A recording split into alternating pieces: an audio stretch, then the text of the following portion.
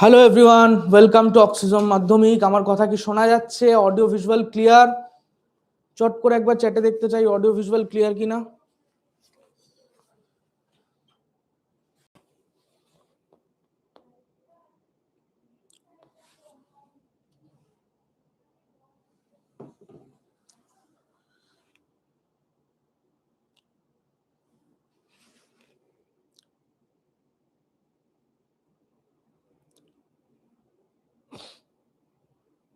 Clear?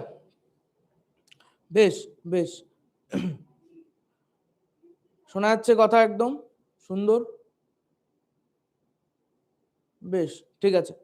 তো আমরা আজকে মোটামুটি ভৌত বিজ্ঞানের যে সমস্ত টপিকস আছে, ঠিক আছে, সেই টপিকসগুলো নিয়ে, সেই টপিকস থেকে কোশ্চেন্স আমরা ডিসকাস করব, কারণ আমাদের পরীক্ষায় কোশ্চেনই দেবে। তো আমরা সরাসরি কোশ্চেন ডিসকাস করবো এবং কোশ্চেন ডিসকাস করতে করতে কিছু কিছু ইম্পর্টেন্ট জায়গাগুলো আমরা ডিসকাস করব, মানে এই থিওরিটিক্যাল অ্যাসপেক্টও, ঠিক আছে। তো সবই হবে, ঠিক আছে, পুরো ভৌত বিজ্ঞানের সমস্ত জায়গা, ঠিক আছে, ফিজিক্স পার্ট হোক, কেমিস্ট্রি পার্ট হোক, সব জায়গায় ডিসকাস হবে। আমি ফিজিক্স পার্ট দিয়ে স্টার্ট করব, ঠিক আছে। চলো তড়িৎ থেকে স্টার্ট করব, দ্যাট ইজ দ্য মানে সব থেকে বড় সেকশন যেটাকে বলে, এবং যে সেকশনটাকে সবাই একটু বেশি চাপ নিয়ে নেয়। তো যাই হোক, আমরা চলো তড়িৎ থেকে স্টার্ট করছি, ঠিক আছে। চলো তড়িৎ থেকে আমরা স্টার্ট করছি। তো ফার্স্ট কোশ্চেন, একদম আমরা কোশ্চেন ফরম্যাটেই যাব, কোশ্চেন ফরম্যাট, কারণ কোশ্চেনই আসবে পরীক্ষায়, তো কোশ্চেন ফরম্যাটেই আমরা পুরোটা কভার আপ করব। চলো শুরু করা যাক। বলছে কি 32 কুলাম আধানের মধ্যে কতগুলো ইলেকট্রন আছে, বা কোনো পরিবাহীর মধ্যে দিয়ে যদি 32 কুলাম আধান প্রবাহিত হয় তাহলে কতগুলো ইলেকট্রন প্রবাহিত হবে। যদি আধানের মান দেওয়া থাকে তাহলে ইলেকট্রনের সংখ্যা কিভাবে বার করতে হয়, তার জন্য ফর্মুলা কি, Q equals to N E. Q equals to N E, Q যেখানে আধানের মান, অর্থাৎ এখানে 32 কুলাম, এন হচ্ছে ইলেকট্রনের সংখ্যা, এন হচ্ছে ইলেকট্রনের সংখ্যা, এন হচ্ছে ইলেকট্রনের সংখ্যা, আর ই হচ্ছে ইলেকট্রনের আধান। ইলেকট্রনের আধানের মান কত? 1.6 10 টু দি পাওয়ার -19 কুলাম। তাহলে এখান থেকে এন এর মান ইজিলি পেয়ে যাওয়া যাবে 32 ডিভাইডেড বাই 1.6 10 এর পাওয়ার -19। তাহলে 1.6 দিয়ে যদি এটা কাটি তাহলে 20 আসবে, ইন্টু 10 এর পাওয়ার 19। তাহলে আলটিমেটলি এতগুলো ইলেকট্রন আমার আছে। ক্লিয়ার একদম? ক্লিয়ার একদম?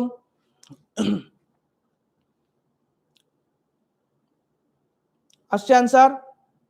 অ্যান্সার আসছে? আমার সাথে সাথে ক্যালকুলেশনগুলো করতে থাক, ক্যালকুলেশনগুলো আমার সাথে সাথে করতে থাক। ফালতু কথা আমার ক্লাসে চ্যাটে হয় না, হাই হ্যালো এসবের জায়গা এখানে নয়। সেটা অন্য কোনো ক্লাসে অন্য কোনো জায়গায় করতে পারিস, কোনো অসুবিধা নেই। আমার ক্লাসে শুধু পড়াশোনা হবে, ঠিক আছে।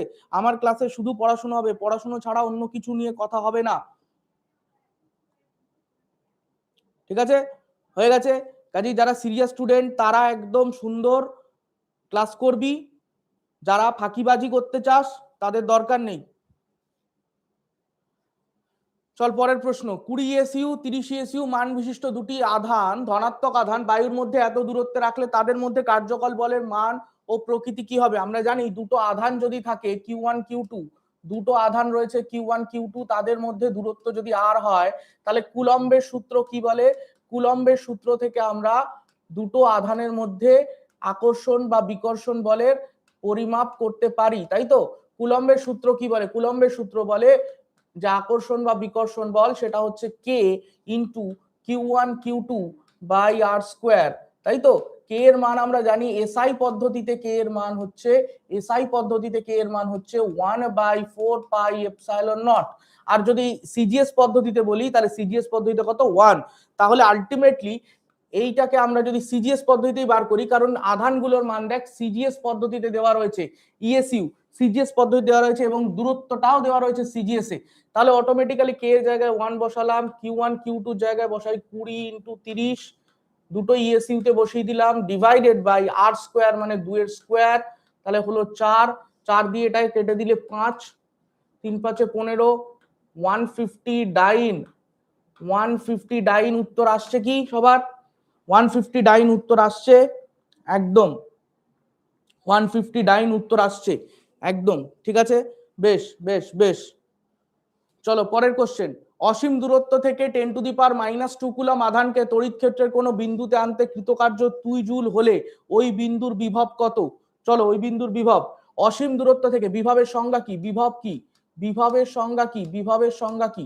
বিভব হচ্ছে, বিভব কি? ধরে যাক এইটা হচ্ছে একটা তড়িৎ ক্ষেত্র, অসীম দূরত্ব থেকে আমি যদি তড়িৎ ক্ষেত্রের কোনো বিন্দুতে, ধরা যাক এইখানে কোনো একটা আধান আছে কিউ, তো অসীম দূরত্ব থেকে আমি যদি তড়িৎ ক্ষেত্রের কোনো একটা বিন্দুতে কিউ আধানকে নিয়ে আসি বা একক আধানকে নিয়ে আসি, একক আধানকে নিয়ে এলাম, একক ধনাত্মক আধানকে অসীম দূরত্ব থেকে নিয়ে এলাম, এতে যে কার্য করতে হয়, যে কার্য করতে হয় সেটাকেই আমরা বলি এই বিন্দুর বিভব, তাই তো? সেটাকেই আমরা বলি এই বিন্দুর বিভব। এবার তাহলে একের জায়গায় যদি আমি কিউ আধানকে নিয়ে আসি, ভালো করে শুন, একের জায়গায় যদি আমি কিউ আধানকে নিয়ে আসি, স্মল কিউ আধানকে নিয়ে আসি, তাহলে কৃতকার্য কি হবে? খুব সহজ ব্যাপার, 1 কুলম্ব আধানকে আনতে প্লাস 1 কুলম্ব আধানকে আনতে কৃতকার্য সেটাই হচ্ছে গিয়ে বিভবের সমান ভি। তাহলে কিউ কুলম্বকে আনতে, কিউ কুলম্বকে আনতে কার্য ডাব্লিউ ইকুয়ালস টু কত হবে ভাই? 1 কে আনতে যদি ভি হয়, তো ঐকিক নিয়ম 1 কে আনতে যদি ভি হয়, তাহলে কিউ কে আনতে কত কৃতকার্য হবে? Q into V, Q into V, simple. তাহলে এখানে আমাকে বলে দিয়েছে যে কৃতকার্য কত হয়, কৃতকার্য বলে দিয়েছে 2 জুল হয়, এবং কতটা আধানকে আনছি? 10⁻⁻2 কুলম্ব। তাহলে এখানে দেওয়া রয়েছে কিউ ইকুয়ালস টু 10⁻⁻2 কুলম্ব, আর কার্য দেওয়া রয়েছে 2 জুল। তাহলে আমি যদি এই দুটোকে বসিয়ে দিই এখানে, তাহলে কি ভি পেয়ে যাব? একদম স্যার। তাহলে ডাব্লিউ বাই কিউ, তাহলে ডাব্লিউর জায়গায় বসালাম 2, কিউ এর জায়গায় বসালাম 10⁻⁻2, ওপরে উঠলো তাহলে 200 ভোল্ট, 200 ভোল্ট হয়ে যাবে অ্যান্সার, 200 ভোল্ট হয়ে যাবে অ্যান্সার। ক্লিয়ার? একদম একদম ক্লিয়ার, পুরো ছবি, কনসেপ্টও বলে দিয়েছি সাথে সাথে, সাথে শুধু অঙ্কটা নয়, অঙ্কের সাথে কনসেপ্টটাও বলে দিয়েছি, বিভব কাকে বলে এবং সেটা থেকে কিভাবে এটা ইউজ করতে পারবো। চলো পরের প্রশ্ন, 1.5 কুলম্ব আধানকে তড়িৎ ক্ষেত্রের একটি বিন্দু থেকে অপরটিতে নিয়ে যেতে 30 জুল কার্য করতে হলে বিন্দু দুটির বিভব পার্থক্য কত হবে?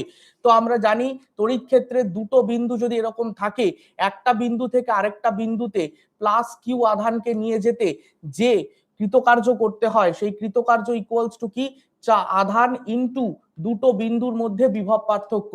আমি ধরা যাক বি থেকে এতে নিয়ে আসছি, তাহলে কৃতকার্য কত হবে? আধান গুণ বিভব পার্থক্য, তাই তো? কৃতকার্য ইকুয়ালস টু হবে আধান গুণ বিভব পার্থক্য। তাহলে এখান থেকে আমার বলে দিয়েছে কৃতকার্য হচ্ছে কত? 30। আধান, কতটা আধানকে নিয়ে আসছি? 1.5। তাহলে বিভব পার্থক্য ডেল্টা ভি বেরিয়ে যাবে, তাহলে ডেল্টা ভি ইকুয়ালস টু হয়ে যাচ্ছে 30/1.5। কাটলে কত হলো? তাহলে এটাকে আমি 300 লিখতে পারি, ডিভাইডেড বাই 15, পয়েন্ট তুলে দিলাম, তাহলে হলো 20 ভোল্ট। 20 ভোল্ট বিভব পার্থক্য, 20 ভোল্ট বিভব পার্থক্য। পরিষ্কার কি? একদম 20 ভোল্ট বিভব পার্থক্য, একদম পরিষ্কার। ঠিক আছে, ক্লিয়ার একদম। চলো তারপর কি বলছে, 40 ওহম রোধ বিশিষ্ট পরিবাহীর মধ্যে দিয়ে 0.2 অ্যাম্পিয়ার তড়িৎ প্রবাহিত হলে পরিবাহীটি দুই প্রান্তের মধ্যে বিভব পার্থক্য কত? ঠিক আছে, এ ভাই তুই কি পাগল নাকি? চ্যাপ্টার ওয়াইজ পড়াম তোকে, পরীক্ষায় কি চ্যাপ্টার ওয়াইজ প্রশ্ন দেয়? ছাগলের মতো কথাবার্তা বলিস না, চ্যাপ্টার ওয়াইজ প্রশ্ন দেয় না। ঠিক আছে, চ্যাপ্টার ওয়াইজ প্রশ্ন তো দেয় না, প্রশ্ন র্যান্ডমলি থাকে, তো পরপরই করতে হবে। চলতড়িৎ সব থেকে বড় এবং কঠিন চ্যাপ্টার বলা হয়, মানে তোরা বলিস। ঠিক আছে, তো সেই জন্য চলতড়িৎ দিয়েই আমি শুরু করেছি। ঠিক আছে, একদম ভাবিস না প্রথমেই ওই স্ট্রপোস্ফিয়ার স্ট্র্যাটোস্ফিয়ার পড়ানো শুরু হবে, পাগলের মতো কথাবার্তা বলিস না। তো 40 ওহম রোধ বিশিষ্ট, আমরা রোধ প্রবাহ মাত্রা এবং বিভব প্রভেদের মধ্যে একটা সম্পর্ক জানি। কি জানি? ওহমের সূত্র। ওহমের সূত্র কি বলে? ওহমের সূত্র, ওহমের সূত্র দেখ, অঙ্ক করার সাথে সাথেই তো থিওরিও রিভাইজ হয়ে যাবে, অঙ্ক করার সাথে সাথেই তো থিওরিও রিভাইজ হয়ে যাবে। ওহমের সূত্র কি বলছে? কোন পরিবাহীর রোধ যদি আর হয় এবং পরিবাহীর দুই প্রান্তের মধ্যে বিভব পার্থক্য ভি যদি হয়, তাহলে পরিবাহীর মধ্যে দিয়ে প্রবাহ মাত্রা আই হলে এই তিনটের মধ্যে রিলেশন কি?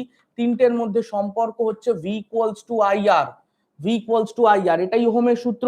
তাহলে এখানে যদি আমরা সরাসরি হিসেবগুলো বসিয়ে দিই, তাহলে ভি ইকুয়ালস টু প্রবাহ মাত্রা বলে দিয়েছে কত? 0.2 অ্যাম্পিয়ার ইনটু আর হচ্ছে কত? 40 ওহম। তাহলে 4 দুগুণে 8 যদি করি আমি, তাহলে এখানে আমার চলে আসছে 8 ভোল্ট। 8 ভোল্ট হয়ে যাবে আমার উত্তর, একদম সহজ হিসাব, জাস্ট ক্যালকুলেশন করলেই হয়ে যাবে। ঠিক আছে, জাস্ট ক্যালকুলেশন করলেই হয়ে যাবে। ঠিক আছে, হয়ে গেল। পোটেনশিয়াল ডিফারেন্স বা ভোল্টেজ ডিফারেন্স ছাড়া কারেন্ট যেতে পারে না। ঠিক আছে, পোটেনশিয়াল ডিফারেন্স বা ভোল্টেজ ডিফারেন্স ছাড়া কারেন্ট যেতে পারে না। আচ্ছা, প্রথম পরিবাহীর রোধ দ্বিতীয়টির দ্বিগুণ, দুটি পরিবাহীর প্রান্তীয় বিভব প্রভেদ একই হলে ওদের প্রবাহ মাত্রার অনুপাত কি হবে? আচ্ছা, তো আমরা অলরেডি ওহমের সূত্র যদি দেখি, V equals to I R, V equals to I R. দেখ তোদের না একটু যে নর্মালি নর্মালি তোদের টেন্ডেন্সি হচ্ছে আমি ওহমের সূত্রটা পড়ে রাখবো, ওহমের সূত্র থেকে ডিরেক্ট একদম ওহমের সূত্রটাই লিখতে দেবে। যদি না দেয় বা এরকম প্রচুরবার দেখা গেছে যে সরাসরি ওহমের সূত্র না দিয়ে ওহমের সূত্রের কোশ্চেন দিয়েছে, তখন তোরা বলিস যে না প্রশ্ন কঠিন, আমরা কিছু পারি না। অ্যাকচুয়ালি তোরা ভাবিসই না যে ভি ইকুয়ালস টু আই আর কে কত রকম ভাবে ইউজ করা যেতে পারে। ল্যাঙ্গুয়েজ কোশ্চেনের যে ভাষাটা বলে দিয়েছে সেই ভাষাটা পড়ে বার করলেই হয়ে গেল, অত চাপ নেওয়ার কিছুই নেই, এগুলো সহজ জিনিস একদম। তাহলে প্রথম পরিবাহীর রোধ দ্বিতীয়টির দ্বিগুণ। আচ্ছা, দুটি পরিবাহীর প্রান্তীয় বিভব প্রভেদ একই, অর্থাৎ ভিটা দুটোর ক্ষেত্রেই সমান। একটার রোধ যদি হয়, আমি ধরে নিলাম প্রথমটার রোধ হচ্ছে এক্স, তাহলে দ্বিতীয়টার রোধ কত হবে? বলছে প্রথমটার রোধ দ্বিতীয়টার দ্বিগুণ, তাহলে একটা যদি এক্স হয় তাহলে আরেকটা কত হবে? এক্স বাই টু, তাই তো? প্রথমটার রোধ হচ্ছে এক্স যদি হয় তাহলে দ্বিতীয়টার রোধ কত হবে? এক্স বাই টু, কারণ প্রথমটা বলেছে দ্বিগুণ, তাহলে দ্বিতীয়টা অটোমেটিক্যালি অর্ধেক হয়ে গেল না। প্রথমটা বলেছে দ্বিতীয়টার দ্বিগুণ, তাহলে দ্বিতীয়টা অ্যাকচুয়ালি কি? প্রথমটার অর্ধেক, তাহলে এটা এক্স হলে এটা এক্স বাই টু, খুব ভালো কথা। তাহলে বলছে বিভব প্রভেদ একই, তাহলে আমি যদি দুটো ক্ষেত্রে ভি লিখি, তাহলে প্রথমটার বিভব প্রভেদ V equals to I one into R one, আবার দ্বিতীয়টার ক্ষেত্রেও একই বিভব প্রভেদ, লিখবো কত? I two R two. এবার দুটোকে যদি আমি ভাগ করে দিই, দুটোকে যদি ভাগ করে দিই তাহলে কি হবে? এই দিকটা চলে আসছে ওয়ান ইকুয়ালস টু এই দিকটা আসছে I one by I two into R one by R two. তাহলে আর ওয়ান বাই আর টুর জায়গায় কত লিখতে পারি? এই যে এখান থেকে বসিয়ে দিই, তাহলে I one by I two equals to R two by R one. R two হয়ে যাচ্ছে আমার X by two, R one হয়ে যাচ্ছে এক্স, তাহলে এটা চলে আসছে কত? হাফ, এটা চলে আসছে হাফ। ঠিক আছে, তাহলে প্রবাহের অনুপাত কত? হাফ বা 1:2। প্রবাহের অনুপাত হচ্ছে হাফ বা 1:2। সহজ হিসাব, সহজ হিসাব। এটাকে একদম সহজেই করে ফেলা যায়, কোনো হিসেব লাগে না, একদম ডাইরেক্ট সহজে করে ফেলা যায়। যে আমি যদি এরকম ধরে নিই, সমানুপাতিক ইউজ করে ফেলি, ঠিক আছে, যে ভি ইকুয়ালস টু আই আর, তাহলে যেহেতু ভি ধ্রুবক, এখানে ভি ইকুয়ালস টু ধ্রুবক, ভি ইকুয়ালস টু ধ্রুবক, অর্থাৎ তাহলে আই গুণ আর এইটাও ইকুয়ালস টু ধ্রুবক, আই গুণ আর এইটাও ইকুয়ালস টু ধ্রুবক, তাহলে আই সমানুপাতিক 1/r বা আই ব্যস্তানুপাতিক আর, তাই তো?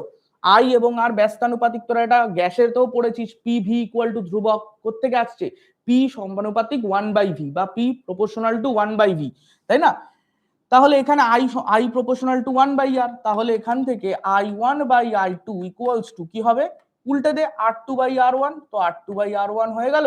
তাহলে এখান থেকে X by two divided by X, তো এখানেও তোর হাফ আসবে। মানে তুই যেভাবেও করতে পারিস, তুই সমানুপাতিক ইউজ করেও করতে পারিস, আবার তুই এইভাবেও করতে পারিস, যেভাবে ইচ্ছা খেলতে পারিস। প্রশ্ন নিয়ে খেল, তোর নিজেরই ভালো লাগবে। চল পরের প্রশ্নে যাই। পরের প্রশ্নে কি বলছে? 5 ওহম অভ্যন্তরীণ রোধ 2 ভোল্ট তড়িৎচালক বল বিশিষ্ট কোষকে এত রোধের সঙ্গে যুক্ত করা হলো, কোষের প্রান্তদ্বয়ের মধ্যে বিভব প্রভেদ কত হবে নির্ণয় করো। আচ্ছা, অভ্যন্তরীণ রোধ, অভ্যন্তরীণ রোধ কি তোরা জানিস অলরেডি, আমিও পড়িয়েছিলাম ক্লাসে ইউটিউবে। তো অভ্যন্তরীণ রোধ কি? যখন ব্যাটারির মধ্যে দিয়ে তড়িতাধান প্রবাহিত হয়, তখন ব্যাটারির মধ্যে যে কেমিক্যালস গুলো থাকে, তার যে অনুপরমাণু, সেইগুলোর সঙ্গে আধানের যে সংঘর্ষ হয়, তার জন্য ওর গতি কিছুটা বাধা পায়। সেই বাধা পাওয়ার জন্য আধানগুলো নিজের সর্বশক্তি নিয়ে বেরিয়ে আসতে পারে না ব্যাটারি থেকে, কিছুটা শক্তি লস হয়, যেটাকে আমরা বলি কি নষ্ট ভোল্ট দিয়ে রিপ্রেজেন্ট করি, তাই না? এবং সেই নষ্ট ভোল্টের জন্য ব্যাটারির যে অ্যাকচুয়াল তড়িৎচালক বল, তার থেকে কিছু কম আমরা পেয়ে থাকি, যেটাকে আমরা বলি ব্যাটারির বা কোষের প্রান্তীয় বিভব প্রভেদ। তাহলে আমরা সেটাকে ছবি দিয়ে কিভাবে দেখাই? আমরা ছবি দিয়ে এইভাবে দেখাই যে এই হচ্ছে আমার ব্যাটারি, তার সঙ্গে পাশে ছোট্ট করে এই হচ্ছে অভ্যন্তরীণ রোধ, যেটাকে আমরা স্মল আর দিয়ে লিখি। এইটা হচ্ছে ব্যাটারির তড়িৎচালক বল, যাকে ই দিয়ে লেখা হয়, এবং এইটা হচ্ছে বহিস্থ রোধ বা আর। এইগুলোর মধ্যে রিলেশন কি?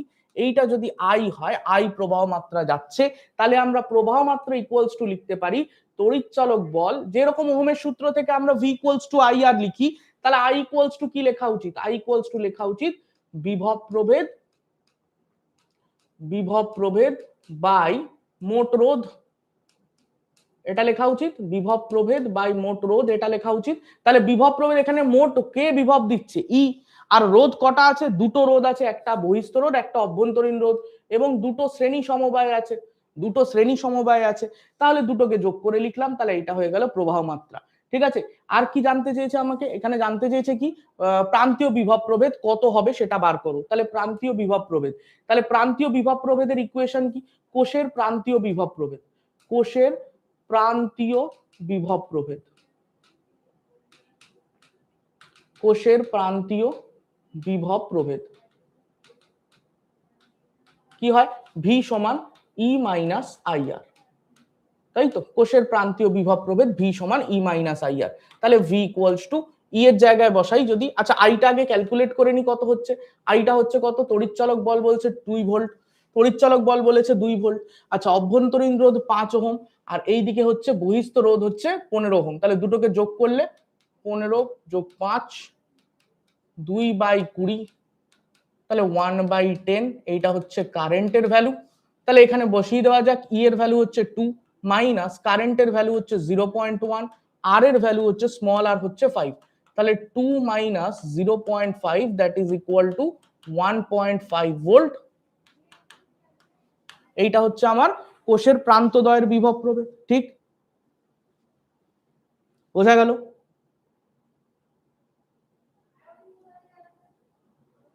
বোঝা গেল একদম ক্লিয়ার, একদম পারফেক্ট।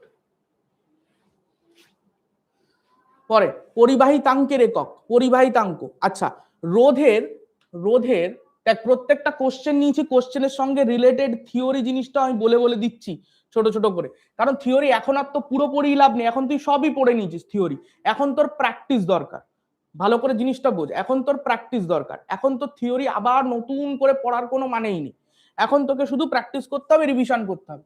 পরিবাহিতাঙ্ক কোথা থেকে আসবো, পরীক্ষায় মনে পড়বে কিভাবে, আর সমান রো এল বাই এ, এটা আমরা অলরেডি পড়েছি যে কোন পরিবাহী রোধ তার দৈর্ঘ্যের সাথে সমানুপাতিক যখন ক্ষেত্রফল এবং উপাদান একই থাকে, তাই তো, সমানুপাতিক 1/a, ক্ষেত্রফলের সঙ্গে ব্যস্তানুপাতিক যখন দৈর্ঘ্য এবং উপাদান একই থাকে, তাহলে এই দুটোকে নিয়ে আমরা একবারে লিখতে পারি একটা ধ্রুবক এনে রো এল বাই এ, তো রোটাকে আমরা কি বলি, রোধাঙ্ক, রোটাকে বলি কি, রোধাঙ্ক।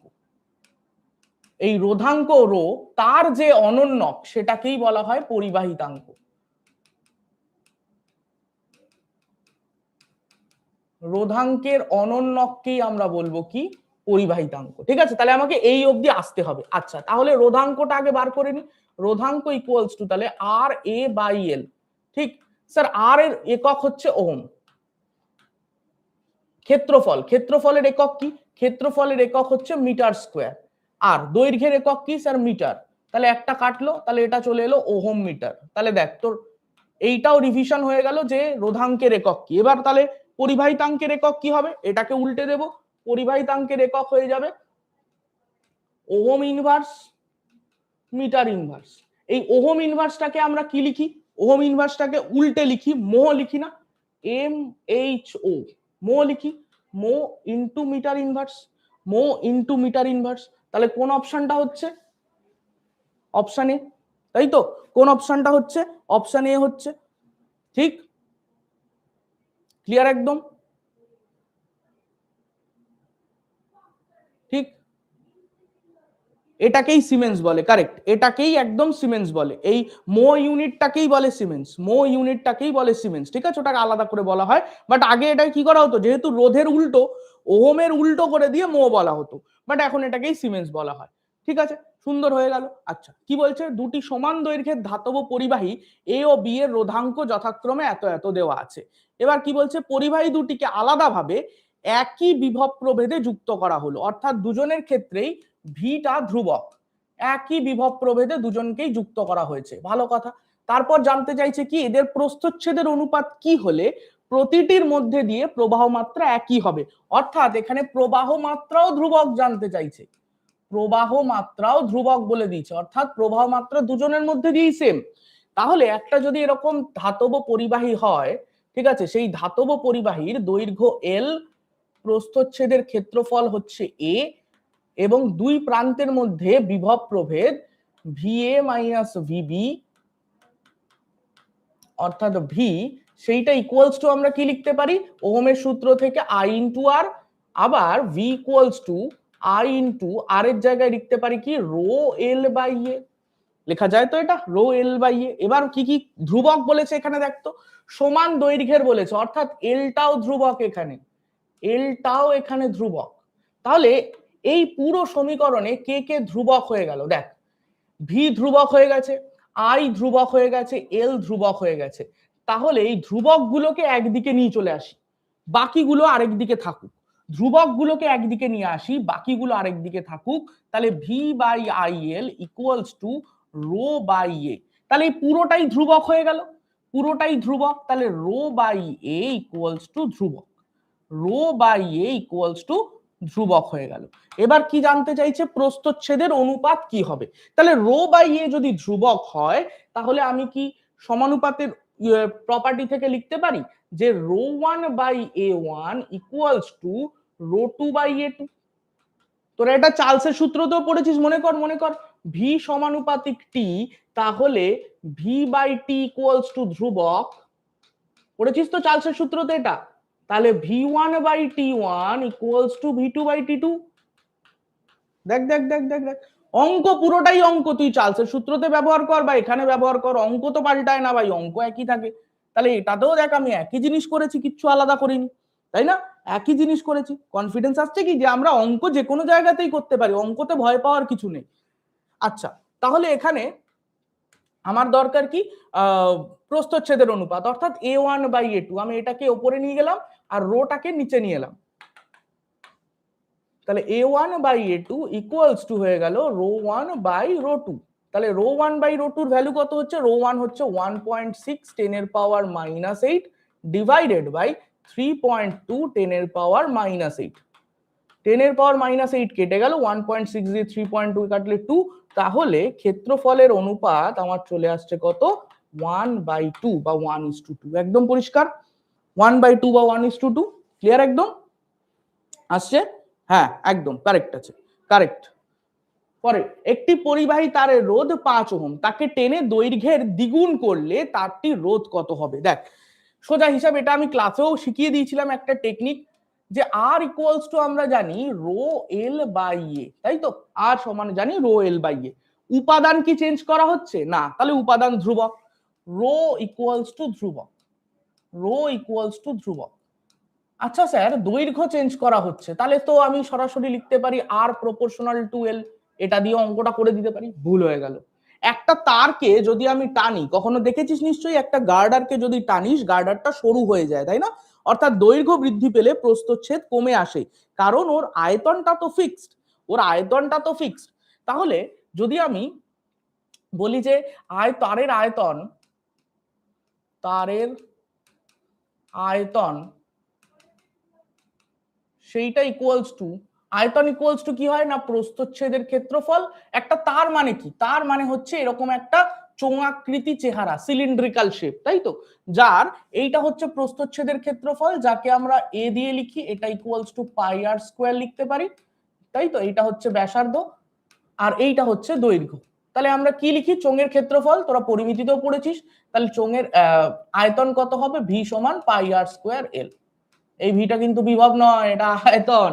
তাহলে পাই আর স্কোয়ার এল, তার মানে কি এ ইন্টু এল লিখি আমরা, ঠিক, এ ইন্টু এল লিখি। এবারে এ এল যখন লিখছি, তারের আয়তন যখন লিখছি এ ইন্টু এল, এইটা ধ্রুবক থাকছে। মাথায় রাখবি তারকে যদি টানাটানি করা হয় তাহলে আয়তন ধ্রুবক থাকে, ভালো কথা। তাহলে আয়তন ধ্রুবক। এবার আমি এখান থেকে আর ইকুয়ালস টু রো, আচ্ছা স্যার রো আমি যদি ওপরে, ওপরে নিচে, ঠিক আছে, ওপরে নিচে এল দিয়ে গুণ করে দিই, কি হবে স্যার, ওপরে নিচে এল দিয়ে গুণ করলে, আমার এটা অলরেডি ছিল, ওপরে নিচে যদি এল দিয়ে গুণ করে দিই তাহলে কি হচ্ছে স্যার, রো ওপরে থাকছে এল স্কোয়ার, নিচে আসছে এ ইন্টু এল। এবার দেখ তো কে কে ধ্রুবক হয়ে যাচ্ছে।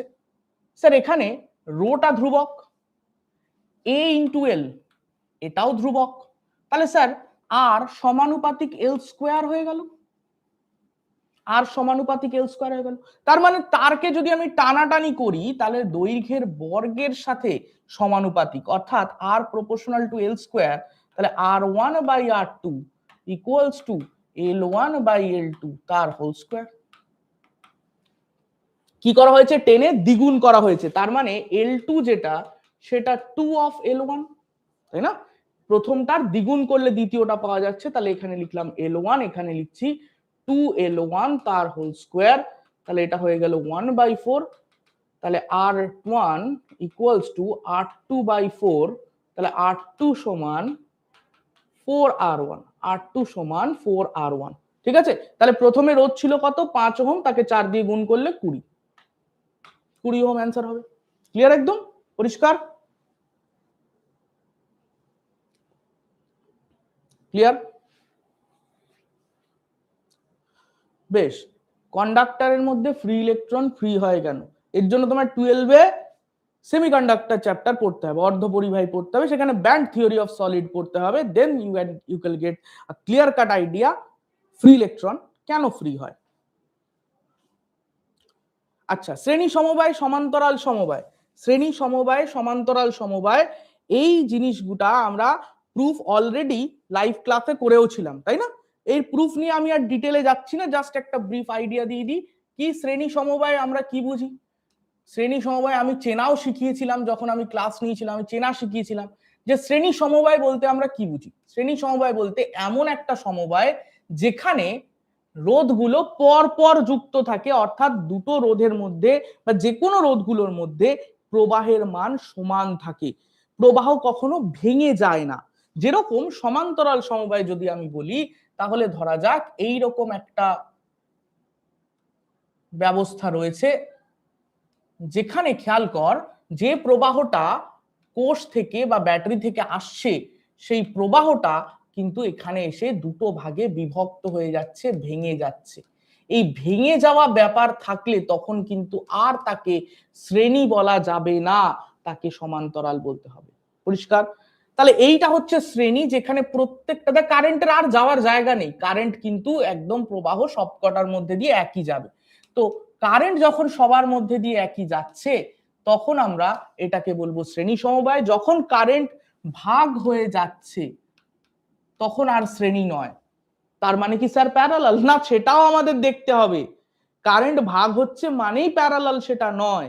কারেন্ট যদি দুটো রোধের মধ্যে, ধর দুটো রোধ রয়েছে, এদের আমি প্যারালাল বা সমান্তরাল কি করে চিনবো? খুব সহজ ব্যাপার, দুটো রোধের আমি প্রান্তগুলো দেখব, দুটো রোধের প্রান্তগুলো দেখব। যদি দুটো রোধের প্রান্তগুলো এক জায়গায় থাকে, মানে প্রথম রোধের দেখ বাঁ দিকের প্রান্ত, দ্বিতীয় রোধের বাঁ দিকের প্রান্ত, আবার প্রথম আর দ্বিতীয় ডান দিকের এন্ডটাও দেখ একই জায়গায়, বাঁ দিকের দুটো এন্ড মিলে গেছে, ডান দিকের দুটো এন্ড মিলে গেছে, তার মানে এরা দুজন সমান্তরাল সমবায় আছে। ক্লিয়ার একদম? তাহলে এরা দুজন যদি সমান্তরাল সমবায় থাকে, তাহলে অটোমেটিক আমি বলতে পারি যে এদের দুটোর মধ্যে কি সমান, সমান্তরাল সমবায়ে এদের দুটোর মধ্যেই R1 ও R2 এর প্রান্তীয়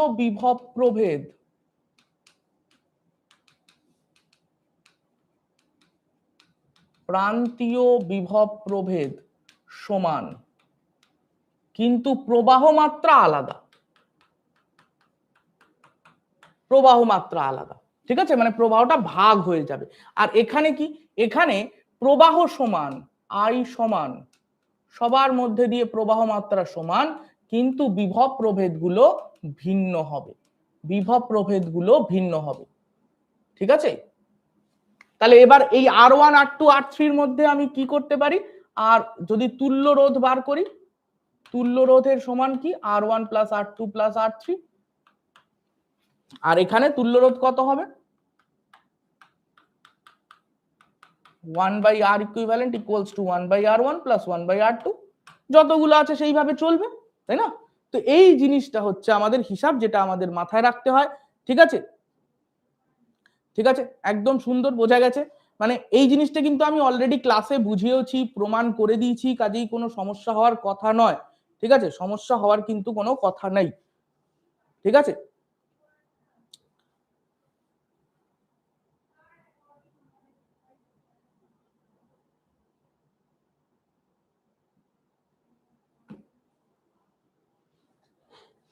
কি হয়েছে, ড্রিফট ভেলোসিটি,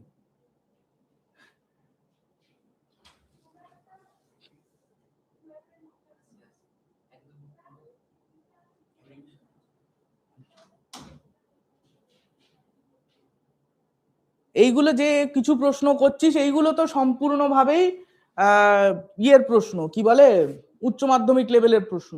তোরা যদি সায়েন্স নিস এবং সায়েন্সে পড়িস তখন এগুলো নিশ্চয়ই জানতে পারবি, ড্রিফট ভেলোসিটি কি, ঠিক আছে, বা কোনো পরিবাহীর মধ্যে দিয়ে তড়িৎ প্রবাহ হলে চারপাশে চৌম্বক ক্ষেত্র তৈরি হয় কেন, ঠিক আছে, এগুলো সমস্ত কিছুই তোরা ক্লাস 12-এ গিয়ে অবশ্যই পড়বি, যেখানে ক্লাস তোদের যে চলতড়িৎ বলে যে চ্যাপ্টারটা আছে না, চলতড়িৎ বলে তোদের বইতে যে চ্যাপ্টারটা আছে সেটা একটা চ্যাপ্টার, তো ওটাই ক্লাস 12-এ পুরো ফার্স্ট সেমিস্টারের সিলেবাস।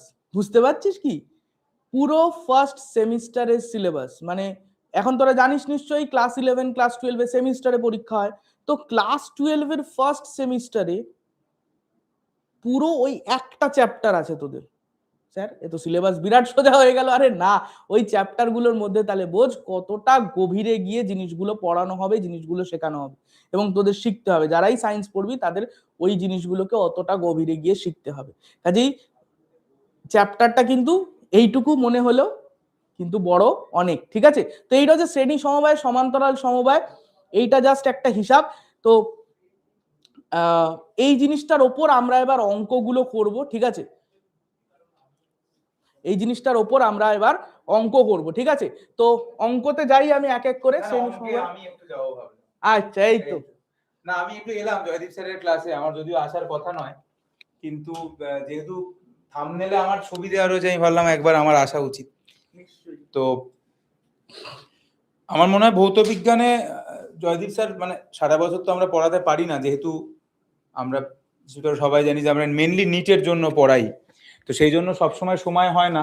কিন্তু আমরা এখানে আমার মনে হয় যে কদিন আমার মনে হয় জয়দীপ স্যারকে পাচ্ছিস, যে বা একটা দুটো ক্লাসের জন্য যদি পেয়ে থাকি জয়দীপ স্যার পড়াচ্ছে, আমার মনে হয় সেটা ভালো। কারণ দেখ প্রচুর ক্লাস তোরা দেখিস সারা বছর, অবভিয়াসলি দেখিস, আমি সেটা নিয়ে কোনো বক্তব্য নেই, কিন্তু আশা করা যায় তোরা যদি কখনো রিয়েলিস্টিক্যালি ভাবিস এবং এরপরে নিটের ক্লাসের জন্য, মানে 11-12 এর নিটের জন্য যারা পড়াচ্ছে, পুরো ভারতবর্ষের কথা বলছি, আমি তো পশ্চিমবঙ্গের কথা বলছি না, মানে যারা, কারণ নিট একটা বেঞ্চমার্ক, তো নিটের জন্য যারা পড়াচ্ছেন আমার মনে হয় জয়দীপ স্যার তাদের মধ্যে অন্যতম।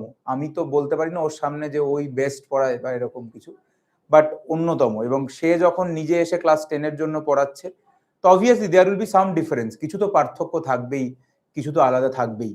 সেটা সবাই নিতে পারবে কি পারবে না সেটা আমি বলতে পারবো না, কারণ ওই আর কি জয়দীপ স্যার পড়াচ্ছেন। যাই হোক, কি অঙ্ক রেখেছো একটা দুটো দেখাও দেখি, আমি দেখি একটা দুটো অঙ্ক ওদের জন্য কিছু যদি করা যায়, সুন্দর ছবিওয়ালা অঙ্ক কিছু। আচ্ছা, তুল্য রোধ, এরকম অঙ্ক আসে? আচ্ছা আচ্ছা, ওরা তো জানে যে দুটো রেজিস্ট্যান্স যদি, এটা তো জানে ওরা, দুটো রেজিস্ট্যান্স যদি শ্রেণীতে থাকে, পাশাপাশি থাকে, এবং এটার রেজিস্ট্যান্স যদি R1 হয় এবং এটার রেজিস্ট্যান্স যদি R2 হয়, তাহলে তুল্য রোধ যেটা সেটা হয় হচ্ছে R1 + R2, এটা তো ওরা জানে। আর যদি দুটো সমবায়ে থাকে, কি বলে বাংলায়, প্যারালাল সমবায়, সমান্তরাল সমবায়ে যদি থাকে এবং এটা যদি R1 এবং R2 হয়, তাহলে তুল্য রোধ হয় হচ্ছে R1 × R2 / R1 + R2। এবার এই ফর্মুলা দিয়ে অনেক ব্যাপার ট্যাপার রয়েছে, এবং যদি ইজি হয়ে যায়, মানে ধর সেম রোধ রয়েছে, এরকম যদি কখনো হয়, তুই খেয়াল করে দেখবি ধর দুটো সেম রোধ দিয়ে দিয়েছে, মানে 10-10 কিংবা সমবায়েতে 10-10, মানে সেম রয়েছে 10-10, সেক্ষেত্রে কি হয়, অবভিয়াসলি দুটো যদি পাশাপাশি থাকে তাহলে 10-10-20, তার মানে আমরা কি, মানে কি দেখতে পাচ্ছি, যদি শ্রেণীতে থাকে এবং যদি সেম রেজিস্ট্যান্স হয়, তাহলে জাস্ট মানে যতগুলো রয়েছে মানে তত ইনটু রেজিস্ট্যান্স হয়ে যাবে, মানে এখানে 2 × 10 হয়ে যাবে। যদি তিনটে থাকতো তাহলে 3 × 10 হয়ে যেত, যদি চারটে থাকতো তাহলে 4 × 10 হয়ে যেত। মানে আমি বোঝাতে পারলাম কি বললাম? আমি বললাম রেজিস্ট্যান্সে যদি থাকতো এবং যদি সেম হতো, প্রত্যেকটা যদি সেম হতো 10-10-10-10, তাহলে এখানে চারটে রেজিস্ট্যান্স আছে, তাহলে কত হয়ে গেল, 4 × 10 40, মানে যতগুলো থাকবে যদি সেম হয় জাস্ট মাল্টিপ্লাই করে দেবো। এবং এটাই যদি প্যারালালে থাকে, ধর এটা প্যারালালে রয়েছে, দুটো প্যারালাল রয়েছে 10 এবং 10, এবং আমাদের ফর্মুলা অনুযায়ী আমি কি বললাম, R1 R2, মানে R1 R2 / R1 + R2 মানে 20, তাহলে এটা কত এলো, 5 এলো। তার মানে তোরা বুঝতে পারলি যে অর্ধেক হয়ে গেল, মানে এটা যেরকম 10 × 4 হলো, এটা হয়ে গেল 10/2 5। এবার আমি তিনটে নিচ্ছি, যদি তিনটে নিই আমি, তিনটে ধর সেম রয়েছে, তিনটে সেম রয়েছে 10 10 10, তাহলে কি হচ্ছে দেখ, মানে আমরা যদি আমাদের ফর্মুলাতে প্রয়োগ করি তাহলে কিভাবে এটাকে বার করি আমরা, 1/r equal to 1/r1 plus 1/r2 plus 1/r3, তাহলে তুল্য রোধ 1/r হবে হচ্ছে 1/10 প্লাস 1/10 প্লাস 1/10 মানে 3/10, মানে আর আসবে হচ্ছে 10/3। তার মানে একটা জিনিস বুঝতে পারলি যে এটা খুব সিম্পল ব্যাপার, যদি রেজিস্ট্যান্সটা সেম হয়, যদি রেজিস্ট্যান্সটা সেম হয়, যদি রেজিস্ট্যান্স সেম হয় অর্থাৎ সেম আর, এবং এইটা পর পর পর পর চলছে আর দুবার তিনবার যতবার চলবে আপ টু এন বার, মানে যতগুলো রেজিস্ট্যান্স হয়েছে, তাহলে এন ইন্টু আর হয়ে যায় হচ্ছে তোর তুল্য রোধ। আর যদি সেম রোধ প্যারালালে থাকে তাহলে কি হয়ে যাচ্ছে, আর বাই এন, মানে যদি তিনটে সেম থাকে তাহলে 10/3, যদি চারটে থাকে 10/4। বোঝা গেল তো, মানে এটা আশা করা যায় তোরা বুঝতে পেরেছিস। মানে তোকে পরীক্ষায় সিম্পলি যদি দেয় যে বলো এটা কত, এখানে এরকম তিনটে চারটে রেজিস্ট্যান্স রয়েছে, প্রত্যেকটা 6 6 6 6 করে, তাহলে তুল্য রোধ কত, চারটে রয়েছে প্যারালালে, তাহলে 6/4। যদি 6টা থাকতো 6/6, যদি 10টা থাকতো 6/10। তাহলে এইটা হচ্ছে একদম বেসিক একটা ব্যাপার, মানে তোদের তো সহজ প্রশ্ন আসে তাই ফাটাফাট তোরা বার করতে পারবি। যাই হোক, এই প্রশ্নটা আমরা যদি দেখি যে এখানে তুল্য রোধ কত, তাহলে বুঝতেই পারছিস 5 আর 2, এটা যদিও এরকম কায়দা করে রয়েছে বাট এই তারটা তো একটা স্ট্রেট তার, তাহলে 5 আর 2 কিন্তু শ্রেণীতে রয়েছে, কারণ এটা এটা জাস্ট একটু কায়দা, কারণ এখান থেকে কারেন্ট যাচ্ছে গিয়ে এখান দিয়ে কারেন্ট ঢুকছে, তাহলে এরা দুজন শ্রেণীতে রয়েছে। তাহলে 5 আর 2 যদি শ্রেণীতে থাকে তাহলে এই দুটো মিলিয়ে হলো 7, তার সঙ্গে এ প্যারালালে রয়েছে, বুঝতেই পারছিস, তাহলে ওপরে 7 নিচে 3। তাহলে আমি যদি এই ছবিটাকেই অন্যভাবে আঁকি তাহলে নিচে 3 আর উপরে 5 আর 2টা শ্রেণীতে রয়েছে, মানে ওটা অ্যাকচুয়ালি রয়েছে 7, তাহলে 7 আর 3 রয়েছে, এবং এটা তো আর এক নয় তাই আমাদের ওই ফর্মুলাটা কাজে লাগবে না, তখন এইটা দিয়ে কাজে লাগবে 7 × 3/7 + 3, তার মানে হচ্ছে 2.1। এইটা আসবে তোর রেজিস্ট্যান্সের উত্তর। আমার মনে হয় এই প্রশ্নটা খুব সহজ। আর কিছু রয়েছে এর বাইরে?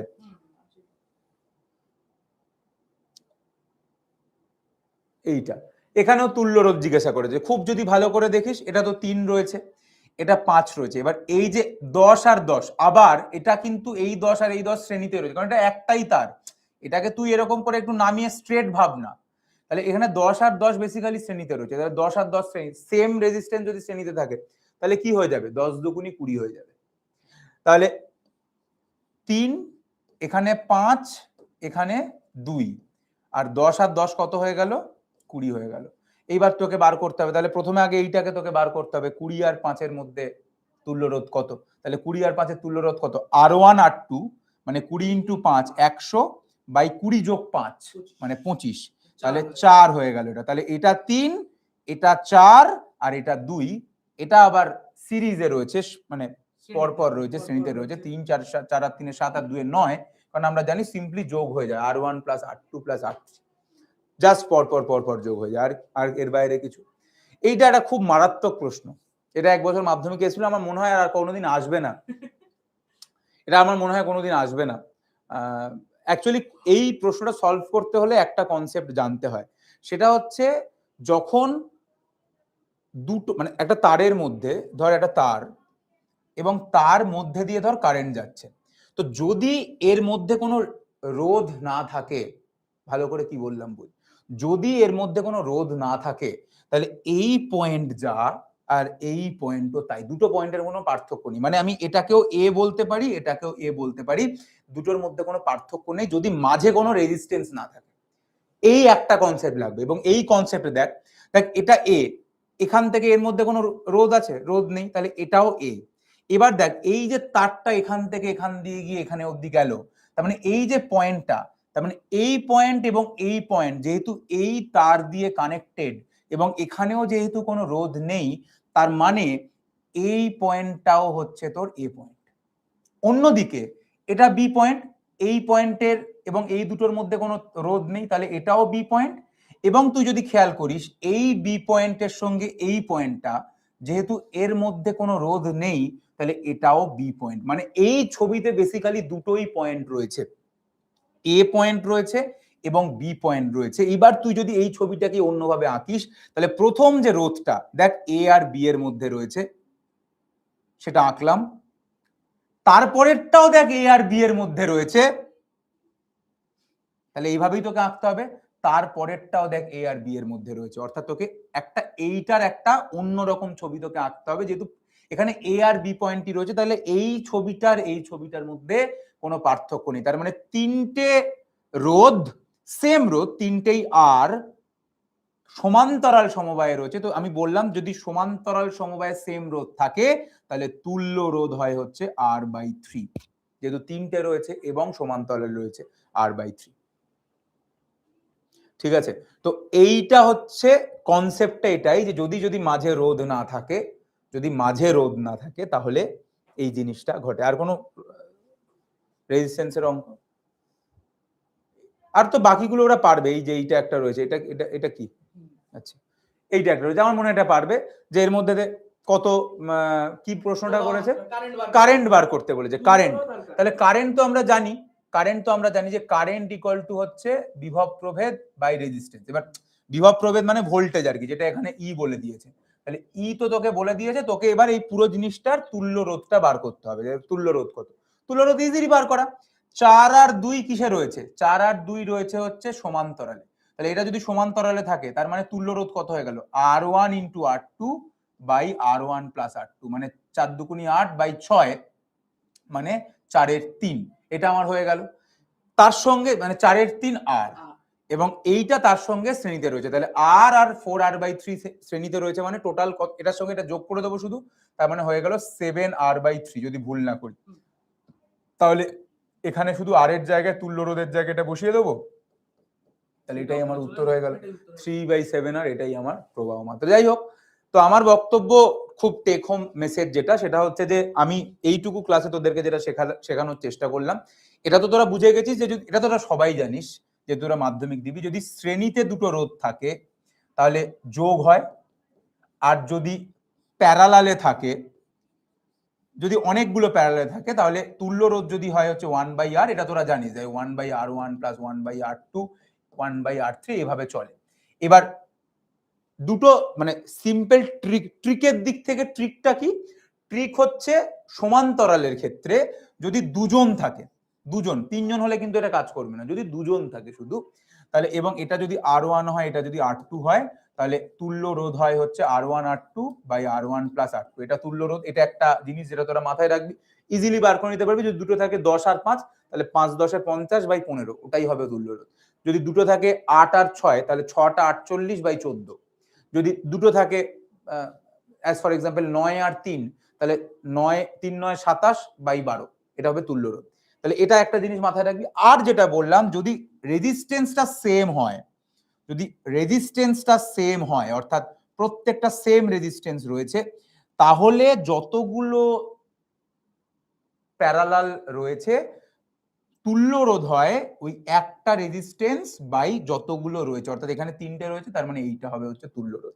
যদি 5টা থাকতো, মানে এটা তোরা এবার ইজিলি বলতে পারবি। ধর তোকে বললো যে বলো এটা রয়েছে, এর রেজিস্ট্যান্স হচ্ছে 100, এবং এখানে আমরা এটা 2 3 4 5 6 জন রয়েছে, প্রত্যেকটাই 100 করে। তাহলে বলো তুল্য রোধ কত? তাহলে তুল্য রোধ এইগুলোতে যদি সমান্তরালে থাকে এবং যদি সেম রোধ হয়, তাহলে তুল্য রোধ হবে 100 বাই যতগুলো আছে 1 2 3 4 5 6, 100 বাই 6, এটাই আমার তুল্য রোধ। আশা করা যায় বোঝা গেল। বাকি জয়দীপ স্যারের ক্লাস কর, কারণ আমি যেরকম বারবার বলি যে অনেকেই এরপরে সায়েন্স নিয়ে পড়বে না, বিজ্ঞান নিয়ে পড়বে না, ইভেন সবাই হয়তো নিটের জন্যও পড়বে না। তো জয়দীপ স্যারের ক্লাস আবার করার সুযোগ অনেকেই পাবে না। তবে যে ক্লাসটা পাচ্ছিস, যাই পাস না কেন, আমার বক্তব্য জয়দীপ স্যারের কিছু ক্লাস অ্যাটলিস্ট করে রাখা উচিত জীবনে। সেটা এরপরে তুই বিজ্ঞান নিয়ে পড়িস, নিট নিয়ে পড়িস, না পড়িস, কারণ ওইটাই বললাম যে জয়দীপ স্যার একটা বেঞ্চমার্ক তৈরি করে। সেটা তোরা যদি ক্লাস দেখিস বা নিটেরও ক্লাস, নিট যারা পড়ে তাদের থেকেও যদি কখনো খোঁজ খবর নিস, তাহলে তোরা বুঝতে পারবি যে। যাই হোক, তোরা জয়দীপ স্যারের এই ক্লাসের লাভ তোল, এবং এরপরে কেমিস্ট্রি ক্লাসও কন্টিনিউ হবে। থ্যাংক ইউ সবাইকে।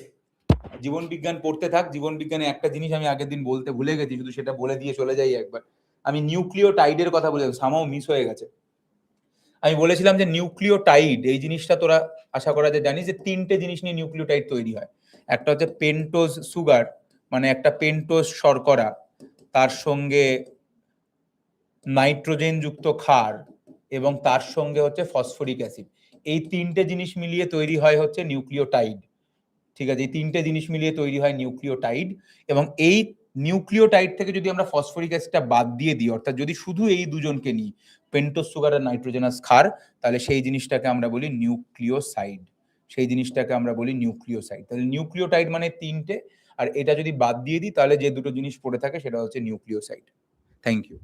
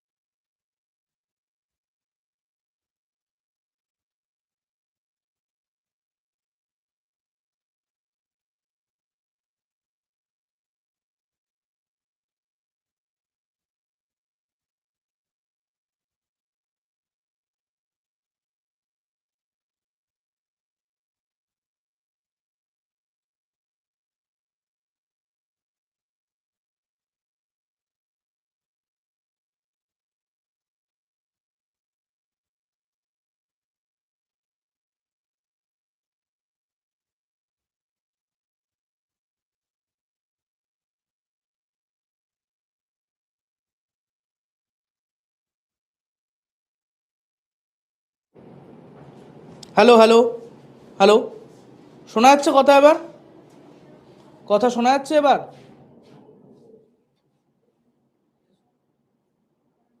বেশ বেশ বেশ, ঠিক আছে ঠিক আছে ঠিক আছে, আমি এটা আবার বলছি। তাহলে বলছে কি 10 ওহম রোধ বিশিষ্ট একটা তারকে সমান দুভাগে ভাগ করে সমান্তরালে যুক্ত করা হলো। তাহলে 10 ওহম রোধের একটা তার যার দৈর্ঘ্য ছিল এল, তাকে আমি সমান দুভাগ করে দিই। যদি এই পেনটাকে এরকম ভাবে কেটে দিই, তাহলে কি আমি ওর প্রস্থচ্ছেদ চেঞ্জ করছি না ওর উপাদান চেঞ্জ করছি? কিচ্ছু চেঞ্জ করছি না, শুধু লেন্থ বা দৈর্ঘ্যকে দুভাগ করে দিলাম। এই একটা টুকরো বেরিয়ে আসবে, এই দিক থেকে একটা টুকরো বেরিয়ে আসবে। অর্থাৎ এখানে আমার রো এ দুটোই হচ্ছে ধ্রুবক, রো এ দুটোই হচ্ছে ধ্রুবক, শুধুমাত্র দৈর্ঘ্যটা অর্ধেক হয়ে গেছে। আচ্ছা দেখ, যদি রো আর এ ধ্রুবক থাকে তাহলে তো আমরা অলরেডি জানি আর হয় সমানুপাতিক এল। তাহলে যেহেতু দৈর্ঘ্য অর্ধেক হয়ে গেছে, তাহলে রোধও কি হবে? অর্ধেক হয়ে যাবে। অর্থাৎ এটার রোধ হয়ে যাবে কত? 10-এর অর্ধেক মানে 5, এটারও রোধ হয়ে যাবে 5। এবার বলেছে এই দুটোকে সমান্তরালে যুক্ত করা হলো। স্যার এক্ষুনি কি বুঝিয়ে গেলেন? যে সমান্তরালে যদি সমান রোধের দুটোকে যুক্ত করা হয় সমান্তরালে, তাহলে তুল্য রোধ কত হবে? তুল্য রোধ কত হবে বল? 5/2 অর্থাৎ 2.5। ঠিক, একদম সোজা। পরেরটা, দুটি পরিবাহীর শ্রেণী ও সমান্তরাল সমবায় তুল্যরোধ এত, পরিবাহী দুটি রোধ কত? আচ্ছা, তো একটা পরিবাহীর রোধকে আমি R1 ধরলাম, আরেকটা পরিবাহীর রোধকে R2 ধরলাম। এবার বলেছে শ্রেণীতে ওদের তুল্য রোধ, অর্থাৎ শ্রেণীতে তুল্য রোধ আমরা জানি R1 + R2 হয়, সেটা ইকুয়ালস টু কার সমান হবে? কোশ্চেনে বলে দেওয়া আছে কত? 9 ওহম। তাহলে R1 + R2 = 9, এটাকে আমি 1 নম্বর সমীকরণ দিলাম। আর কি বলেছে? সমান্তরালে তুল্য রোধ বলেছে 2 ওহম। তাহলে R1 R2 by R1 + R2, এটা হচ্ছে কত? 2। এই দুটো সমীকরণ। এবার এই দুটো সমীকরণকে আমি সমাধান করি, খুব সহজ হিসাব। এই দেখ, এইখানে R1 + R2 = 9, সেটাকে এটার নিচে বসিয়ে দিই, তাহলে কি আসছে? R1 R2 by 9 equals to চলে আসছে 2। তাহলে এখান থেকে R1 equals to 18/R2, 18/R2। এবার এই ভ্যালুটাকে আমি বলছি সমীকরণ 3। ঠিক আছে, এবার এইখান থেকে R1 এর মানটা নিয়ে যদি আমি এক ইকুয়েশনে বসিয়ে দিই, এই 3 নম্বরটাকে তুলে নিয়ে গিয়ে একে যদি বসিয়ে দিই, তাহলে কত আসছে? না, তাহলে আসছে আমার R1 এর জায়গায় 18/R2 plus R2 equals to 9। তাহলে এখান থেকে R2 হলো লসাগু, 18 + R2 স্কোয়ার ইকুয়ালস টু 9, তাহলে 9R2, তাহলে R2 square minus 9R2 plus 18 equal to 0। তাহলে এখান থেকে যদি মিডল টার্ম করার চেষ্টা করি তাহলে R2 square minus 3R2 minus 6R2 plus 18 equals to 9, তাই তো? তাহলে ইকুয়ালস টু 0। তাহলে এখান থেকে কি দাঁড়াচ্ছে, যদি আমি R2 কমন নিয়ে নিই, R2 কমন নিলে থাকছে আমার এদিকে বা এদিকে 6 - 3ও লিখতে পারি, অসুবিধা নেই, একই ব্যাপার। 6R2 মাইনাস 3R2, একটু ঘুরিয়ে লিখলাম, তাহলে এখানে R2 মাইনাস 6, আর এখান থেকে যদি আমি 3 কমন -3 কমন নিয়ে নিই তাহলে R2 মাইনাস 6 ইকুয়াল টু 0। তাহলে R2 minus 6 into R2 minus 3 equal to 0। তাহলে R2 দেখ দুটো ভ্যালু পসিবল, তাহলে R2 6ও হতে পারে 3ও হতে পারে, তাই না? R2 6ও হতে পারে 3ও হতে পারে। তাহলে যদি R2 6 হয় তাহলে R1 হবে 3, আর যদি R2 3 হয় R1 হবে 6, কারণ দুটো যোগ করলে 9 আসা উচিত, তাহলে একটার ভ্যালু আমি তো শিওরলি বলতে পারবো না যে কোনটা বেশি কোনটা কম, আমি শিওরলি বলতে পারছি না। তাহলে আমার অ্যাকচুয়ালি হিসাব যে একটা যদি 6 হয় তাহলে আরেকটা 3 হবে, আর যদি উল্টোটা হয়, একটা যদি 3 হয় তাহলে আরেকটা 6 হবে। কোনটা কি সেটা আমি কোশ্চেনে যা ডেটা দেওয়া আছে সেখান থেকে বুঝতে পারছি না, ঠিক আছে? কোশ্চেনে যা দেওয়া আছে সেটা থেকে এইটা স্পষ্ট করে বোঝা যাচ্ছে না যে R1 আর R2 এক্সাক্ট ভ্যালু কত, বাট আমরা এটা বলতে পারি একটা 6 হলে আরেকটা 3 হবে, এইটুকু অবধি আমরা কনফার্ম বলতে পারি। বেশ, নেক্সট কি কোশ্চেন বলছে, দুটি 10 ওহম রোধকে শ্রেণী সমবায় যুক্ত করে সমবায়টি একটি 20 রোধের সঙ্গে সমান্তরালে যুক্ত করা হলো। দেখ 10 ওহম রোধের শ্রেণী সমবায়, তাকে 20 ওহম রোধের সমান্তরালে যুক্ত করা হলো। তাহলে 10 ওহম রোধের এই যে সমবায়, দুটো রোধের শ্রেণী সমবায়, তাকে 20 ওহম রোধের সঙ্গে সমান্তরালে যুক্ত করা হলো, এটা তুল্য রোধ কত হবে? তো খুব সহজ ব্যাপার, এইটার তুল্য রোধ কত, দুটো সমান, তাহলে কত হবে 2 × 10, তাহলে হয়ে গেল আমার 20। তাহলে এখন নতুন চেহারা দাঁড়ালো, উপরেও 20 ওহম নিচেও 20 ওহম, তাহলে দুটো সমান মানের রোধ আবার সমান্তরাল সমবায় আছে, তাহলে তুল্য রোধ হয়ে যাবে 20/2, কারণ দুটো আছে তাই 2 দিয়ে ভাগ করলাম, যতগুলো থাকবে একই মানের সেই নাম্বারটা দিয়ে ভাগ করে দেবো, তাহলে হয়ে গেল কত 10 ওহম। ডান, সহজ হিসাব, কিছু নেই। আচ্ছা, এই ধরনের প্রশ্ন আমাদের পরীক্ষা আসে, শুধু যে তুল্য রোধ বার করতে দেয় তা না, বিভিন্ন রোধের মধ্যে দিয়ে প্রবাহ বা বিভব প্রভেদও ক্যালকুলেট করতে দেয়। তো কিভাবে করব? সহজ হিসাব, এখানে 30 ভোল্টের একটা ব্যাটারি লাগানো আছে, 3টে রোধ আছে শ্রেণী সমবায়, আমাদের বার করতে হবে প্রত্যেকটি রোধের মধ্যে প্রান্তীয় বিভব প্রভেদ কত। তো আমরা আগে এই পুরোটার মধ্যে প্রবাহ মাত্রাটা বার করে নেব, ঠিক আছে? প্রবাহ মাত্রা বার করে নেব। তো স্যার প্রবাহ মাত্রা বার করতে গেলে আমরা জানি প্রবাহ মাত্রা ইকুয়ালস টু V/R। এবার এই ভিটা কত স্যার দেওয়া আছে 30 ভোল্ট, আরটা কত স্যার, একটা তো আর নেই প্রশ্নে, তো একটা যে কোনো আর নেই, আমাদের 3খানা আর দেওয়া রয়েছে, তাহলে কি করব স্যার? তাহলে যেটা করব তুল্য রোধ বার করব। তো তুল্য রোধ বার করি, তিনটে কিরকম সমবায় আছে? শ্রেণী সমবায়। তুল্য রোধ তাহলে কত হবে? যোগ হয়ে যাবে, কত হয়ে 5 2 7 3 10,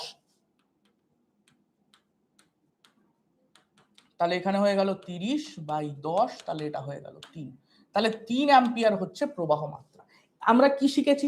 শ্রেণী সমবায়ে প্রবাহ মাত্রা সব কটা রোধের মধ্যে দিয়ে একই পরিমাণে যায়, তাহলে এই যে 3 অ্যাম্পিয়ার প্রবাহ মাত্রা, এটা সবার মধ্যে দিয়ে যখন যাচ্ছে তখন 5 ওহমের মধ্যে কতটা ড্রপ হচ্ছে, কতটা বিভব পতন হচ্ছে, তাহলে V1 ইকুয়ালস টু, ওহমের সূত্র ব্যবহার কর, 5 ওহমের মধ্যে প্রবাহ যাচ্ছে 3 অ্যাম্পিয়ার, 5 ওহমের রোধের মধ্যে প্রবাহ যাচ্ছে 3 অ্যাম্পিয়ার, তাহলে ভি কত হবে? প্রবাহ মাত্রা I ইকুয়ালস টু 3 ইন্টু আর 5, তাহলে 3 ইন্টু 5 কত হলো? তাহলে 15 ভোল্ট। আচ্ছা স্যার, তাহলে স্যার V2 কত হবে? V2 মধ্যে এই যে 2 ওহম রোধ, এটার মধ্যে দিয়েও তো সমান প্রবাহ মাত্রা যাচ্ছে, এটার মধ্যে দিয়েও সমান প্রবাহ মাত্রা যাচ্ছে, অর্থাৎ এর মধ্যে প্রবাহ যাচ্ছে কত, এই একই 3 অ্যাম্পিয়ার, তাহলে 3 ইন্টু রোধের মান 2, তাহলে হলো 6 ভোল্ট।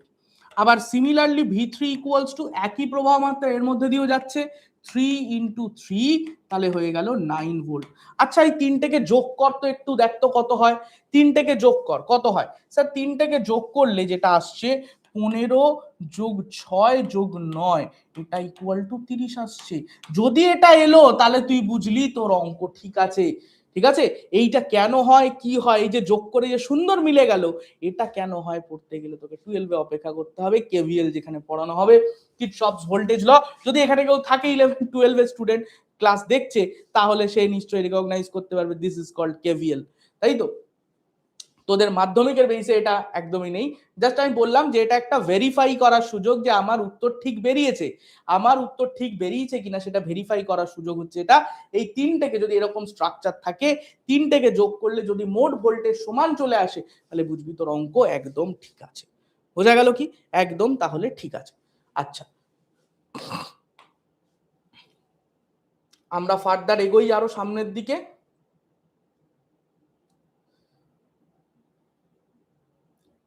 এই জিনিসটা স্যার অলরেডি বলে দিয়েছেন, এই যে এন সংখ্যক অভিন্ন রোধকে, অভিন্ন মানে একই মানের রোধ, তাদেরকে যদি আমি প্রথমে শ্রেণীতে পরে সমান্তরালে যুক্ত করি, তো এন সংখ্যক রোধকে শ্রেণীতে যুক্ত করলে কি হবে, শ্রেণীতে তুল্য রোধ কত হবে, শ্রেণীতে স্যার এক্ষুনি শিখিয়ে গেছেন, শ্রেণীতে তুল্য রোধ কত হবে, শ্রেণীতে তুল্য রোধ এন ইন্টু আর, এন খানা আর এর যোগফল, সোজা হিসাব, আর আর আর আর আর করে এন খানা আর এর যোগফল, তাহলে এন ইন্টু আর। আবার সমান্তরালে কত হবে, সমান্তরালে স্যার একদম করে অঙ্ক কষে দেখিয়ে দিয়েছেন, সমান্তরালে তুল্য রোধ কত হবে, আর বাই এন। এবার বলছে এই দুটো ক্ষেত্রে অনুপাত কি হবে, তাহলে অনুপাত হবে এন আর বাই এন, তাহলে আর কেটে গেল, এটা হয়ে গেল নির্ণয় অনুপাত হলো এন স্কোয়ার। নির্ণয় অনুপাত কি হলো, এন স্কোয়ার। বোঝা গেল, বোঝা গেল, নির্ণয় অনুপাত কি, এন স্কোয়ার। তাহলে এই জিনিসটা কিন্তু পরীক্ষায় দিতে পারে। বেশ, আরেকটা ইম্পর্টেন্ট কোশ্চেন রোধের পরই যেটা আসে, রোধ বিভব প্রভেদ এইগুলোর পরই যেটা আসে সেটা হচ্ছে তড়িৎ প্রবাহের তাপীয় ফল, জুলের সূত্র। তুই দেখবি টেস্ট পেপারের প্রায় সব পেজে থাকে, প্রিভিয়াস ইয়ার কোশ্চেন্স গুলোতেও প্রায় বছরই আসে জুলের সূত্র। জুলের সূত্র কি বলে, যখন কোনো পরিবাহীর মধ্যে দিয়ে বিদ্যুৎ প্রবাহ হয় বা তড়িৎ প্রবাহ হয়, ঠিক আছে, তখন পরিবাহীতে যে তাপ উৎপন্ন হয়, সেই উৎপন্ন তাপের পরিমাণ কি কি বিষয়ের উপর নির্ভর করে, প্রবাহের বর্গের সমানুপাতিক, পরিবাহীর রোধের সমানুপাতিক এবং সময়ে কতক্ষণ ধরে প্রবাহ চলছে তার সাথে সমানুপাতিক। অর্থাৎ তিনটেকে যদি আমরা এক জায়গায় করি, তিনটেকে যদি আমরা এক জায়গায় করি, তাহলে H equal to I square R T, H equal to I square R T. এইটা কখন, যদি আমরা যদি তাপ জুল এককে বের করি, যদি তাপ জুল এককে বের করি,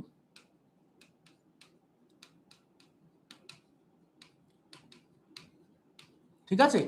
আর যদি ক্যালোরি এককে বের করি, যদি ক্যালোরি এককে বের করি, তাহলে আমাদের কি করতে হয়, I square R T by G. ঠিক আছে, এক্ষেত্রে তাপ বেরোবে ক্যালোরি এককে, ক্যালোরি এককে তাপ বেরোবে। এই জে এর ভ্যালু কত, 4.2, যেটাকে আমরা বলি কি বলে, তাপের যান্ত্রিক তুল্যাঙ্ক, তাপের যান্ত্রিক তুল্যাঙ্ক বা জে দিয়ে আমরা রিপ্রেজেন্ট করি। ঠিক আছে, তো এইটা দিয়ে ডিভাইড করে দিলে আমরা পাই তাপ ক্যালোরি এককে। দুটোতেই আমরা কি বলে উৎপন্ন তাপের মান ক্যালকুলেট করতে পারি। ঠিক আছে, বেশিরভাগ ক্ষেত্রে প্রশ্ন ক্যালোরি এককেই বার করতে বলে, তাহলে তোকে অবশ্যই জে কে নিয়ে কাজ করতে হবে। ঠিক আছে, এইগুলোর ক্ষেত্রে আরো প্রশ্ন দেয়, একদম সরাসরি প্রশ্ন দেয়। ঠিক আছে, যে কোন ধরনের পদার্থ, কোন কোন এলিমেন্ট ব্যবহার করা হয় বিভিন্ন ডিভাইস গুলোতে, যেরকম ধর হিটার, হিটার বল, তারপর ইস্ত্রি আয়রন, তো কাপড় প্রেস করার ইস্ত্রি আয়রন, বা হচ্ছে কি হিটার, এগুলোতে কোন ধরনের তার ইউজ করা হয়, যেখানে আমরা এই তড়িৎ প্রবাহের ফলে যে উৎপন্ন তাপ সেটাকে ব্যবহার করি হিটারে। তড়িৎ প্রবাহের ফলে উৎপন্ন তাপ সেটাকে ব্যবহার করছি, ইস্ত্রিতেও তাই। এক্ষেত্রে নাইক্রোমের তার ইউজ করা হয়, এই দুটো কেসে নাইক্রোম তার ইউজ করা হয়, নাইক্রোম তার ইউজ করা হয়, ঠিক আছে, নাইক্রোম তার ব্যবহার করা হয়। আর বাল্বের ফিলামেন্টে ইউজ করা হয় টাংস্টেন, বাল্বের ফিলামেন্টে টাংস্টেন তার ইউজ করা হয়, ঠিক আছে, টাংস্টেন তার ইউজ করা হয়। টাংস্টেন তার কি হয়, খুব উচ্চ উষ্ণ যখন ওর মধ্যে প্রবাহ চলে তখন, দুটো ক্ষেত্রে প্রবাহ চলে তখন উচ্চ উষ্ণতায় এদের সবগুলোর গলনাঙ্ক কিন্তু খুব বেশি হয়, অর্থাৎ টেম্পারেচার অনেক দূর অবধি যেতে পারে, এরা কিন্তু গলবে না, ঠিক আছে, এদের গলনাঙ্ক খুব বেশি হয়। তো সেক্ষেত্রে যখন এদের মধ্যে প্রবাহ যায় তখন প্রবাহের ফলে উৎপন্ন তাপের জন্য এরা কি করে, এরা গরম হয়, সেই গরমটাকে আমরা কাজে লাগাই। আর টাংস্টেন কি হয়, টাংস্টেনও গরম হয় কিন্তু একটা নির্দিষ্ট টেম্পারেচারকে যেই ক্রস করে টাংস্টেন সুন্দর গ্লো করতে শুরু করে, টাংস্টেন থেকে আলো বেরিয়ে আসে, সেই আলোটাই আমরা বাল্ব হিসাবে ব্যবহার করি, ঠিক আছে, বাল্বের আলো হিসাবে নি। যদি এখন সমস্ত জায়গাতেই টাংস্টেন ফিলামেন্টের আর খুব একটা ইউজ হয় না, এখন সব জায়গাতে এলইডি বাল্বের ইউজ হয়, যেটা তোরা পরে আরো হায়ার জিনিসে গিয়ে পড়বি, এলইডি বাল্ব ইউজ হয়। তো টাংস্টেন ফিলামেন্ট আগে ইউজ করা হতো, তারপরে সিএফএল, সিএফএল বলে একটা লাইট আসলো, ঠিক আছে, তারপর আসলো হচ্ছে এলইডি, ঠিক আছে। তোদের বইতেও দেখবি লেখা আছে, ওই জায়গাটা একদম সুন্দর মুখস্থ করবি যে সিএফএল এলইডির মধ্যে তুলনা, ঠিক আছে, সিএফএল এর খরচের থেকে এলইডির খরচ অনেক কম, সিএফএল এর মেকানিজমের থেকে এলইডির মেকানিজমটাও সোজা, ঠিক আছে। তো সেই জিনিসগুলো কিন্তু তোকে বই থেকে একটু রিডিং পড়ে নিতে হবে, ওখান থেকে প্রশ্ন আসতে পারে।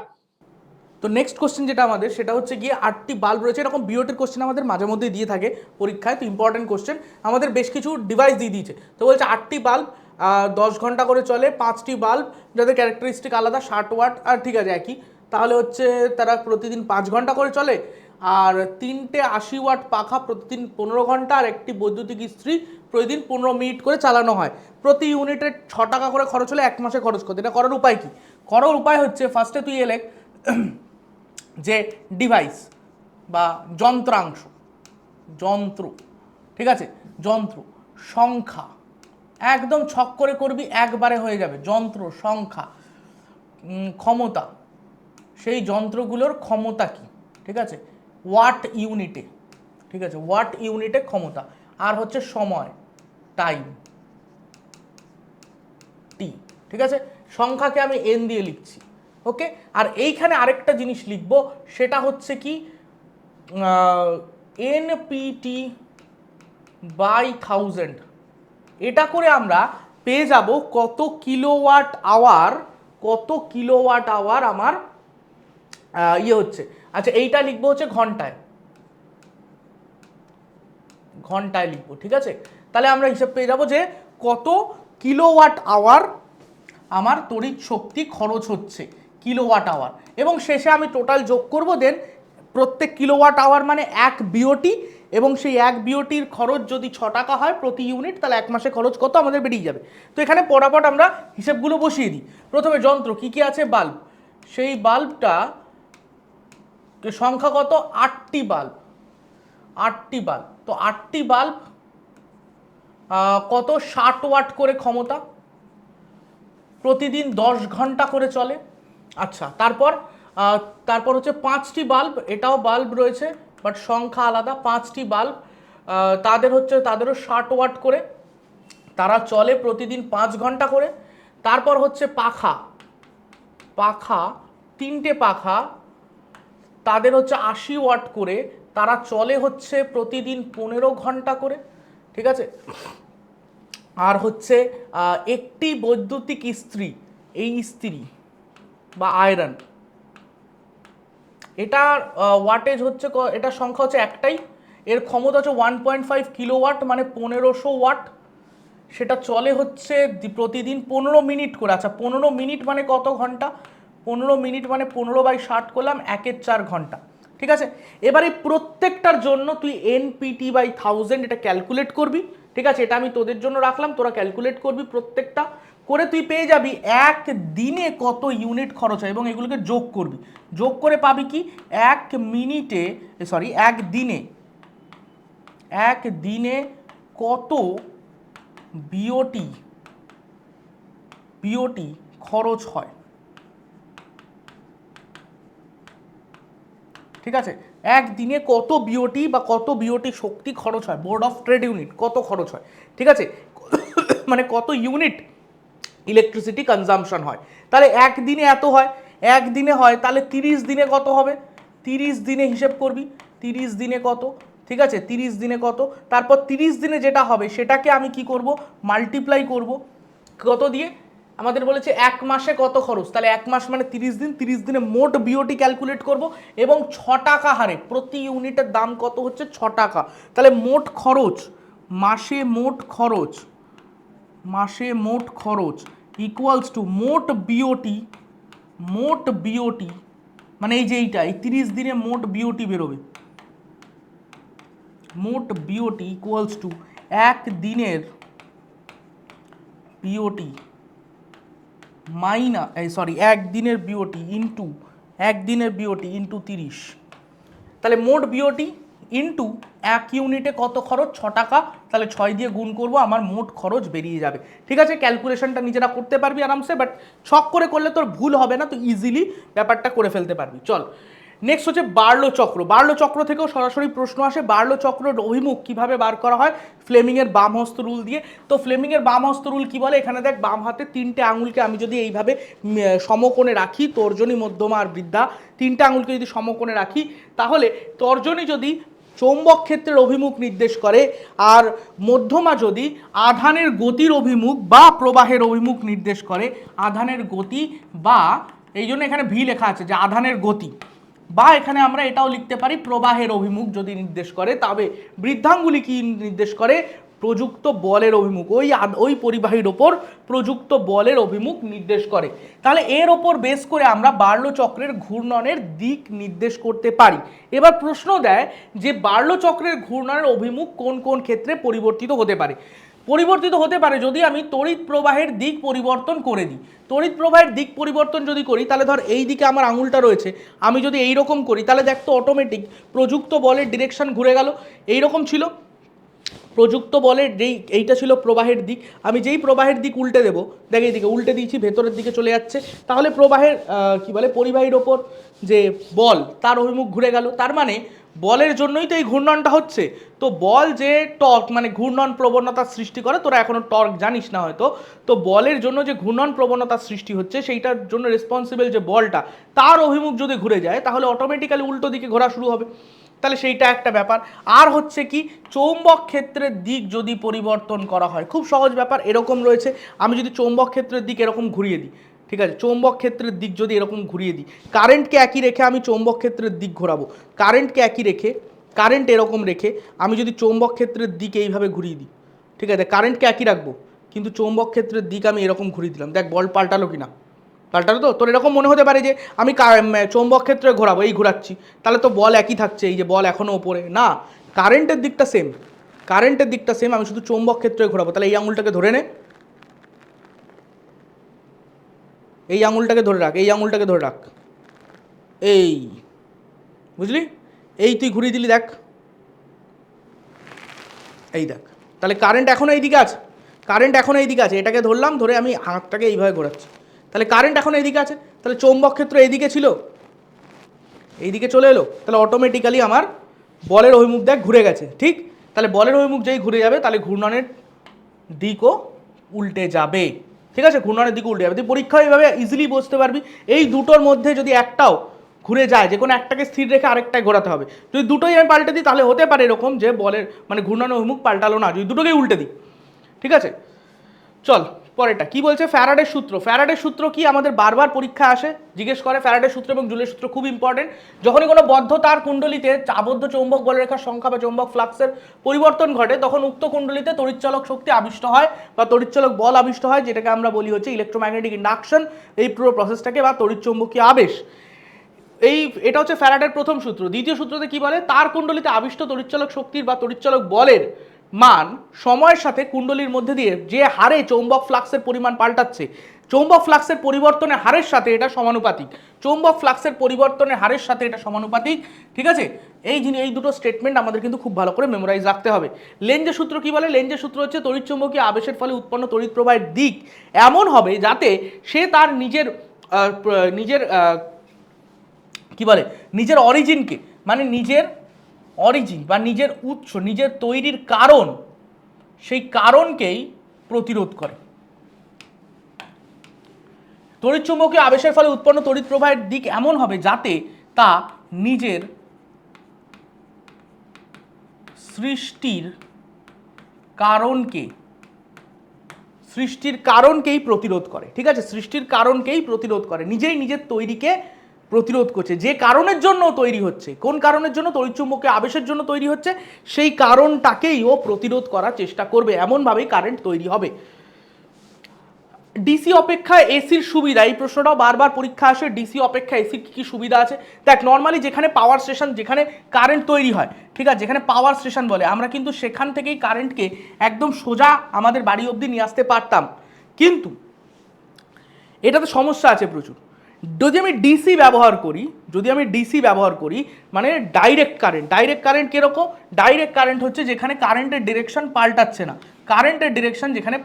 কারেন্ট একটা কনস্ট্যান্ট এরকম যাচ্ছে, বা এরকমও হতে পারে,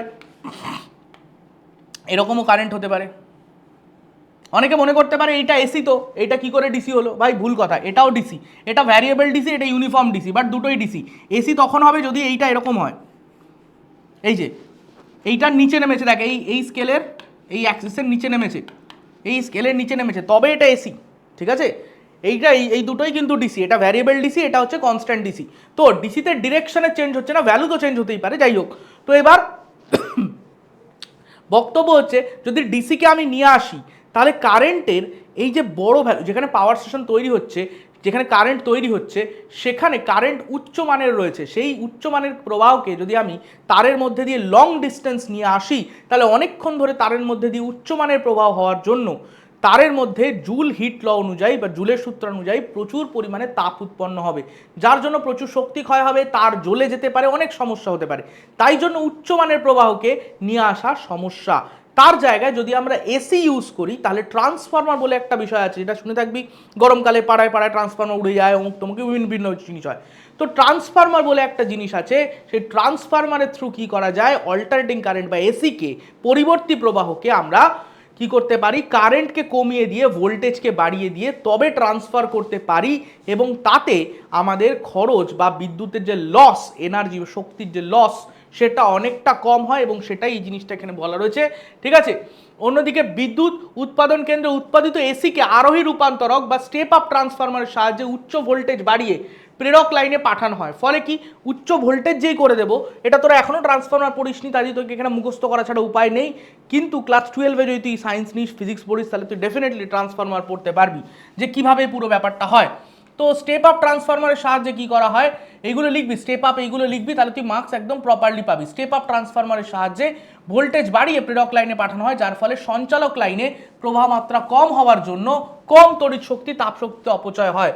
ঠিক আছে, আবার বন্টনের সময় অবরোহী রূপান্তক, মানে কি এখানে স্টেপ ডাউন ট্রান্সফরমার ইউজ হয়, তাতে নিম্ন ভোল্টেজে উচ্চ প্রবাহ মাত্রা তৈরি করা হয়, নিম্ন ভোল্টেজে উচ্চ প্রবাহ মাত্রাতে কনভার্ট করে দেওয়া হয়, যেটা আমাদের বাড়ি বাড়ি ট্রান্সফার হয়।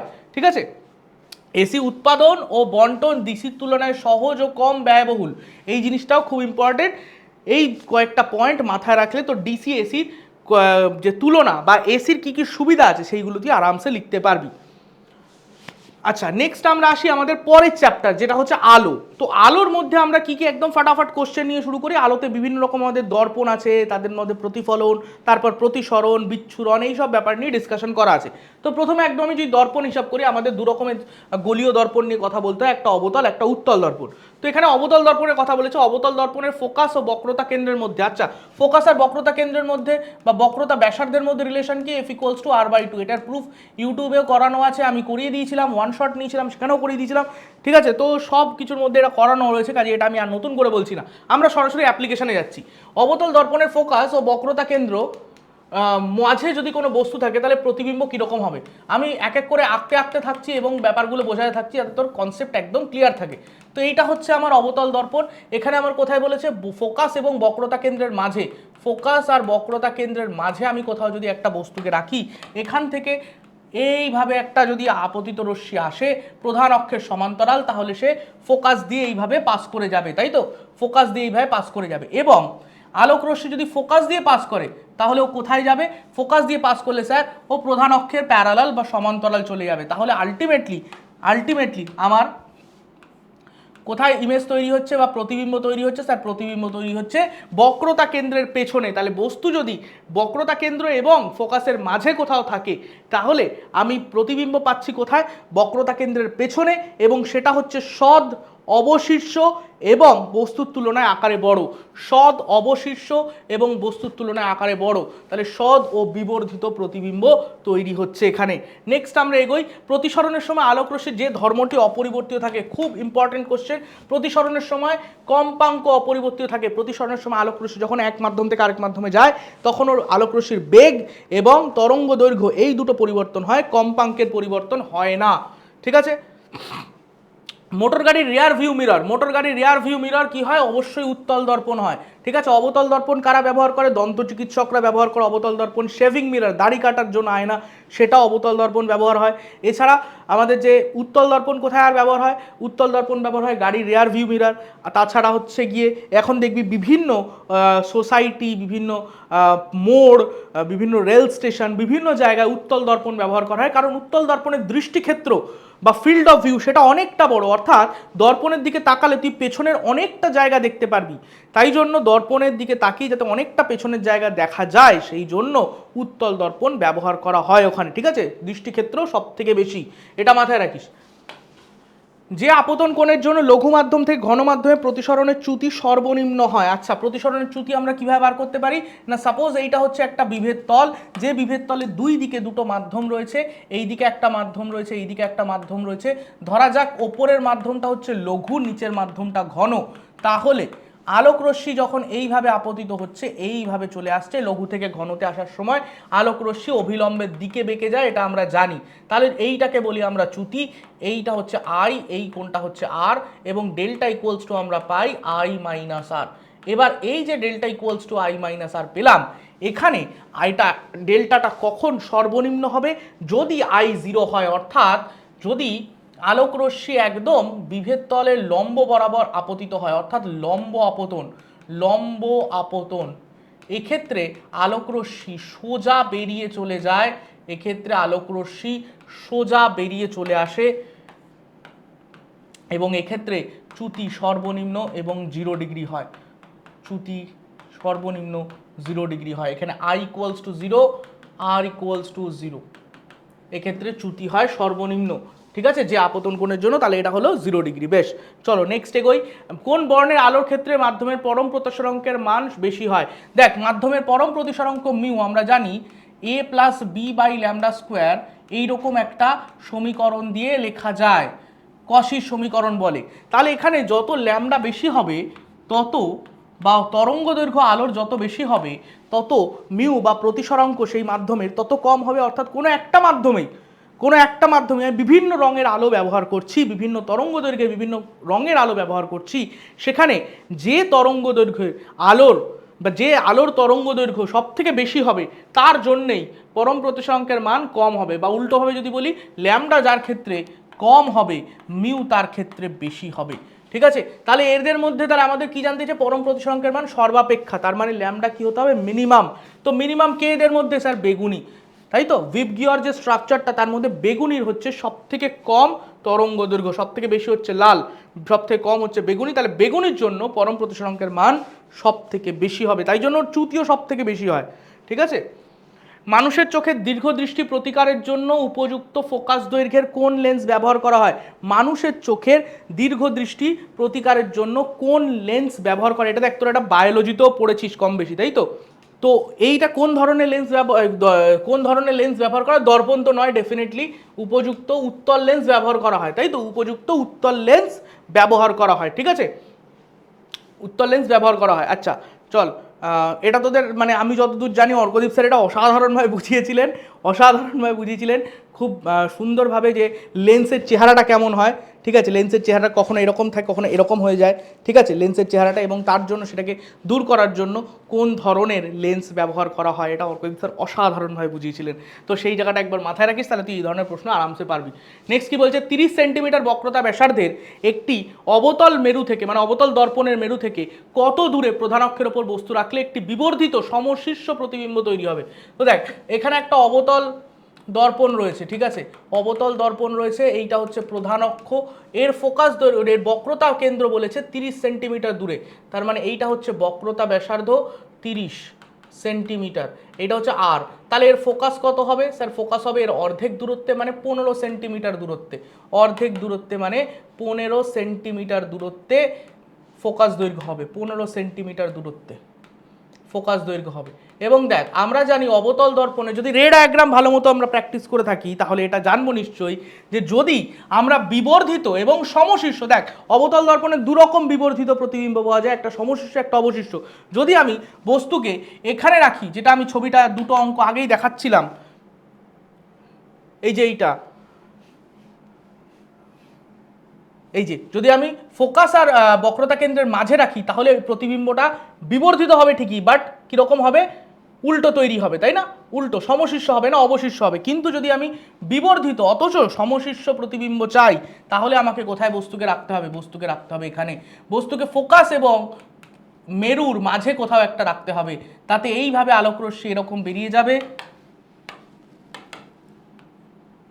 এই বেরিয়ে গেল, আরেকটা আলোক রশ্মি এই রকম বেরিয়ে যাবে, এবং তারপর এই দুটোকে যদি আমরা পেছন দিকে টানি তাহলে এইখানে আমি পাবো হচ্ছে একটা সমশীর্ষ এবং বিবর্ধিত প্রতিবিম্ব। তাহলে কোথায় রাখতে হবে, 15 সেন্টিমিটার অপেক্ষা কম ডিস্টেন্সে, যে এতটা 15 তার থেকে কম দূরত্বে আমাকে বস্তুকে রাখতে হবে, ঠিক আছে। চলো নেক্সট, প্রতিসরণের ক্ষেত্রে আপতন কোণ ও প্রতিসরণ কোণ যথাক্রমে 45 ও 30 ডিগ্রি হলে কৌণিক চ্যুতির মান কত, কৌণিক চ্যুতির মান দেখ 45 এবং 30 ডিগ্রি, তাহলে আপতন কোণ হচ্ছে 45 ডিগ্রি আর প্রতিসরণ কোণ হচ্ছে 30 ডিগ্রি, তাহলে চ্যুতি কোণ delta equals to I minus R equals to 15 degree, equals to 15 degree answer. পরেরটা, এবিসিডি চারটি মাধ্যমের প্রতিসরাঙ্ক যথাক্রমে এতদের কোন মাধ্যমে আলোর বেগ সর্বাধিক। দেখ আমরা জানি প্রতিসরাঙ্ক কোনো মাধ্যমের equals to C by V, তাহলে এখান থেকে V equals to C by mu. এবার খেয়াল কর একটা জিনিস, ভি যার ক্ষেত্রে মিউ বড় হবে তার ক্ষেত্রে অটোমেটিক্যালি ভি ছোট হয়ে যাবে, তাই না, যার ক্ষেত্রে মিউ বড় হবে ভি তার ক্ষেত্রে অটোমেটিক্যালি ছোট হয়ে যাবে। বলছে কোন আলোর বেগ সর্বাধিক, তার মানে আলোর বেগকে যদি সর্বাধিক হতে হয় তাহলে মিউকে কম হতে হবে, তাহলে মিউ যে মাধ্যমের কম সেই মাধ্যমে আলোর বেগ বেশি, মিউ যে মাধ্যমে কম, এখানে সবথেকে কম কোনটা স্যার, সবথেকে কম হচ্ছে 1.3, তার মানে এই মাধ্যমে আমার আলোর বেগ সব থেকে বেশি হবে, ঠিক আছে। চলো পরেরটাই এগোই, একটি উত্তল লেন্সের ফোকাস দৈর্ঘ্য 10 সেন্টিমিটার প্রদত্ত কোন বস্তু দূরত্বের জন্য একে বিবর্ধক কাচ হিসাবে ব্যবহার করা যায়। তো বিবর্ধক কাচ হিসাবে উত্তল লেন্সকে আমরা কিভাবে ব্যবহার করতে পারি, বিবর্ধক কাচ হিসাবে উত্তল লেন্সকে কিভাবে ব্যবহার করতে পারি, ধরা যাক এটা হচ্ছে এফ, এটা হচ্ছে 2F, এটাকে ভুল করেও কখনো আর বলবি না, এটাকে ভুল করেও কখনো আর বলবি না, ঠিক আছে, এটাকে ভুল করেও কখনো আর বলবি না, এটা 2F, জাস্ট 2F, ঠিক আছে। এদিকেও আমি নিয়ে নিচ্ছি F 2F। এবার আমাদের বস্তুকে কোথায় রাখতে হবে, আমরা যদি কি চাইছি এখানে, আমরা চাইছি এখানে বিবর্ধক কাচ হিসাবে ব্যবহার করব, তাহলে বস্তুকে রাখবো আমি অপটিক্যাল সেন্টার মানে আলোক কেন্দ্র এবং ফোকাসের মাঝে, আলোক কেন্দ্র এবং ফোকাসের মাঝে, তাহলে এইভাবে আলো গেল এবং প্রধান অক্ষের সমান্তরাল রশ্মি সে প্রতিসরণের পর ফোকাস দিয়ে পাস করলো, আরেকটা রশ্মি আমি আলোক কেন্দ্র থেকে বার করে দিলাম, আরেকটা রশ্মি আমি আলোক কেন্দ্র থেকে বার করে দিলাম, এবং এই দুটো আলোকে যদি আমি পেছনের দিকে এক্সটেন্ড করে দিই, ঠিক আছে, তাহলে এইখানে আমি একটা অসৎ বিম্ব পেয়ে যাচ্ছি, এখানে আমি একটা কি পেয়ে যাচ্ছি, অসৎ বিম্ব পেয়ে যাচ্ছি, ঠিক আছে, এইখানে আমি একটা অসৎ বিম্ব পেয়ে যাচ্ছি,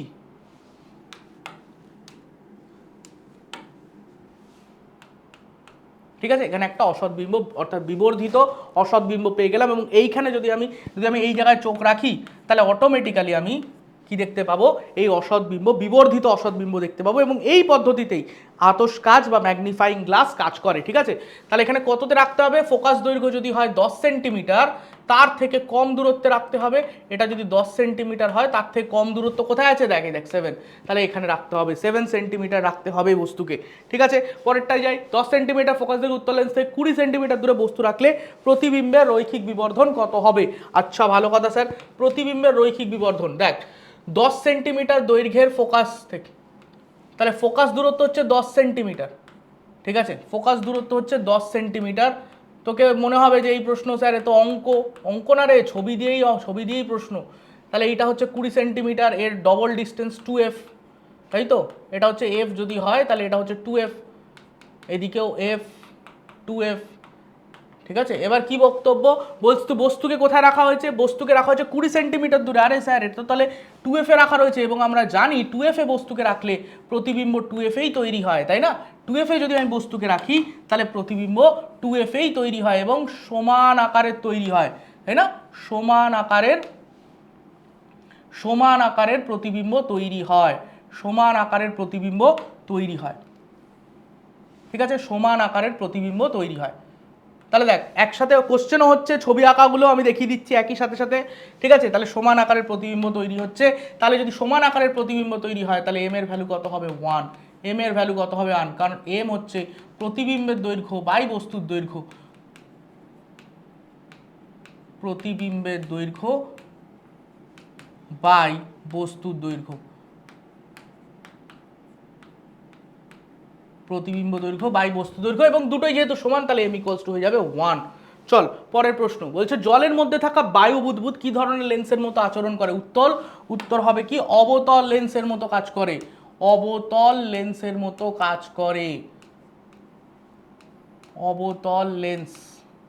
অবতল লেন্সের মতো কাজ করে। ঠিক আছে, অবতল লেন্সের মতো কাজ করে। নেক্সট কি বলছে, অবতল দর্পণকে জলে নিমজ্জিত করলে তার ফোকাস দৈর্ঘ্য কি পরিবর্তন হবে? অপরিবর্তিত থাকবে, অপরিবর্তিত থাকবে। কিন্তু মাথায় রাখিস, যদি লেন্সকে, ঠিক আছে, লেন্সকে যদি জলে দ্রবীভূত করা, একটা উত্তল লেন্সকে যদি জলে ডুবিয়ে দেওয়া হয়, তাহলে উত্তল লেন্সের ফোকাস দৈর্ঘ্য 4 গুণ বেড়ে যাবে। উত্তল লেন্সকে বায়ু থেকে যদি জলে ডুবিয়ে দেওয়া হয়, তাহলে উত্তল লেন্সের ফোকাস দৈর্ঘ্য 4 গুণ বেড়ে যায়। ঠিক আছে, পরের কোশ্চেন, বিবর্ধক কাচ হিসেবে উত্তল লেন্সের ব্যবহার, এটা তো আমি অলরেডি দেখিয়ে দিয়েছি, এটা নিয়ে আর নতুন কিছু ভাবার নেই। এই যে বিবর্ধক কাচ হিসেবে উত্তল লেন্সের ব্যবহার, এই দেখ অলরেডি দেখিয়ে দিয়েছি, কোনো সমস্যা নেই। আমি আলাদা কোশ্চেন নিয়েও ছিলাম, যাক সমস্যা হবে না আশা করি। এই ছবি আঁকাগুলো আমি দেখিয়ে দিয়েছি সবকটাই একসাথে।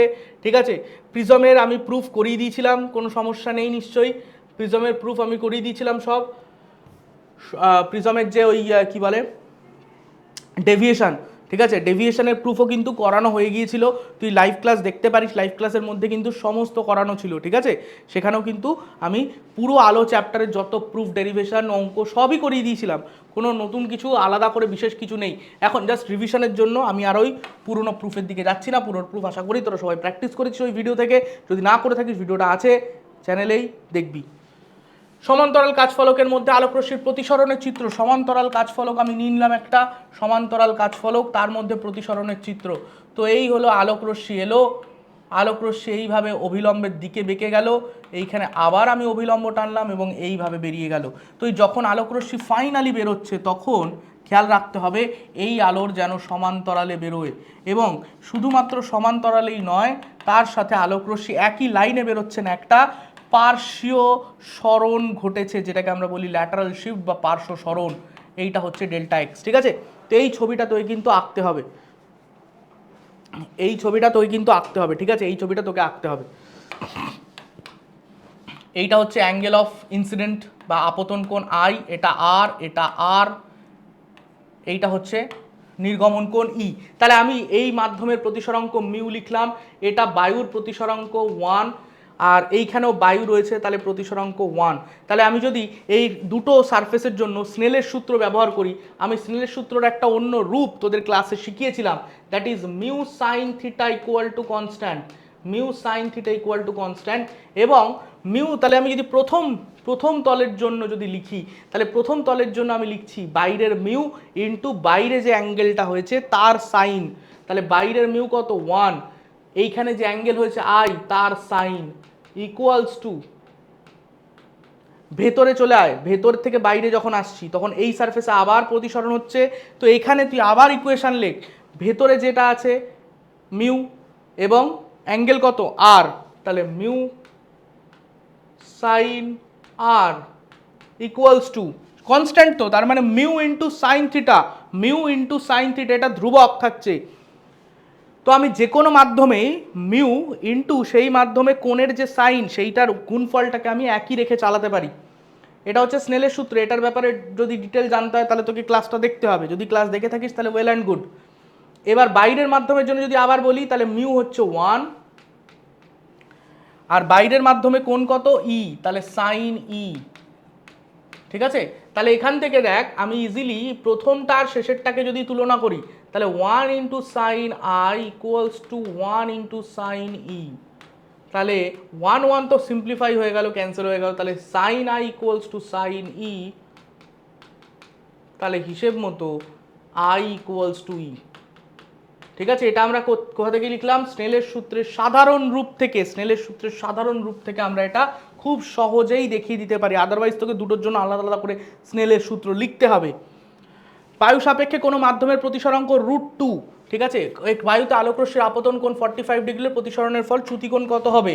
আচ্ছা, কোনো এটা মাধ্যম নিলাম, এই মাধ্যমে আলোকরশ্মির প্রতিসরণ হচ্ছে, তো বায়ুতে আপতন কোণ হচ্ছে কত, বায়ুতে আপতন কোণ হচ্ছে 45 ডিগ্রি, তাহলে আপতিত রশ্মি এইভাবে ঢুকে গেল ভেতরে, এই কোণটা হচ্ছে প্রতিসরণ কোণ এবং এই কোণটা হচ্ছে চ্যুতি কোণ, এই কোণটা হচ্ছে চ্যুতি কোণ ডেল্টা, তাহলে ডেল্টা ইকুয়ালস টু কত হবে, ডেল্টা ইকুয়ালস টু চ্যুতি কোণ equals to I minus R, I minus R. এবার স্যার আর তো জানি না, স্নেলের সূত্র আছে তো, তাহলে স্নেলের সূত্র কি বলছে, mu sine theta equal to constant, mu sine theta equal to constant, তাহলে প্রথম মাধ্যমের মিউ কত স্যার, বায়ু থেকে আসছে, তাহলে মিউ ইকুয়ালস টু 1, ঠিক আছে, তাহলে 1 কত অ্যাঙ্গেলে আসছে স্যার 45 ডিগ্রি, তাহলে সাইন 45 ইকুয়ালস টু, স্যার ভেতরে ঢুকলো যখন, ভেতরে মিউ কত স্যার √2, ভেতরে কত অ্যাঙ্গেল আর, তাহলে সাইন আর,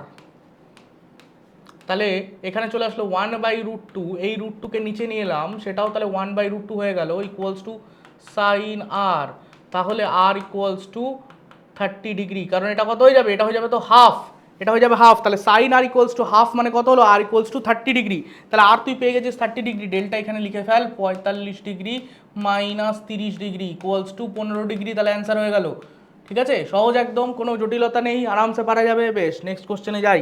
নেক্সট বলছি কি, অবতল দর্পণ থেকে 20 সেন্টিমিটার দূরে বস্তু রাখলে তার থেকে নির্গত আলোকরশ্মি দর্পণে প্রতিফলিত হয়ে প্রধান অক্ষের সমান্তরালে নির্গত হয়, মানে কি বলতে চাইছে, এই হচ্ছে আমার অবতল দর্পণ, এখান থেকে 20 সেন্টিমিটার দূরে আমি যদি কোনো বস্তুকে রাখি, এখান থেকে নির্গত আলোকরশ্মি, এটা থেকে নির্গত আলোকরশ্মি দর্পণে প্রতিফলনের পর, ঠিক আছে, দর্পণের প্রতি, আচ্ছা এখানে বিন্দু বস্তু রাখা হয়েছে, এখান থেকে আলোকরশ্মি এরকম গেল, গিয়ে দর্পণে প্রতিফলনের পর প্রধান অক্ষের সমান্তরালে বেরিয়ে গেল, তাহলে এক্ষেত্রে বলা হয়েছে দর্পণের বক্রতা ব্যাসার্ধ কত। আচ্ছা, এই ছবিটা কি চেনা লাগছে? হ্যাঁ স্যার, যে বিন্দু থেকে আলোকরশ্মি বেরিয়ে দর্পণে প্রতিফলনের পর, অবতল দর্পণে প্রতিফলনের পর প্রধান অক্ষের সমান্তরালে নির্গত হয়, সেই বিন্দুটাকেই তো আমরা ফোকাস বলি, তাহলে এই বিন্দুটাই হচ্ছে দর্পণের ফোকাস।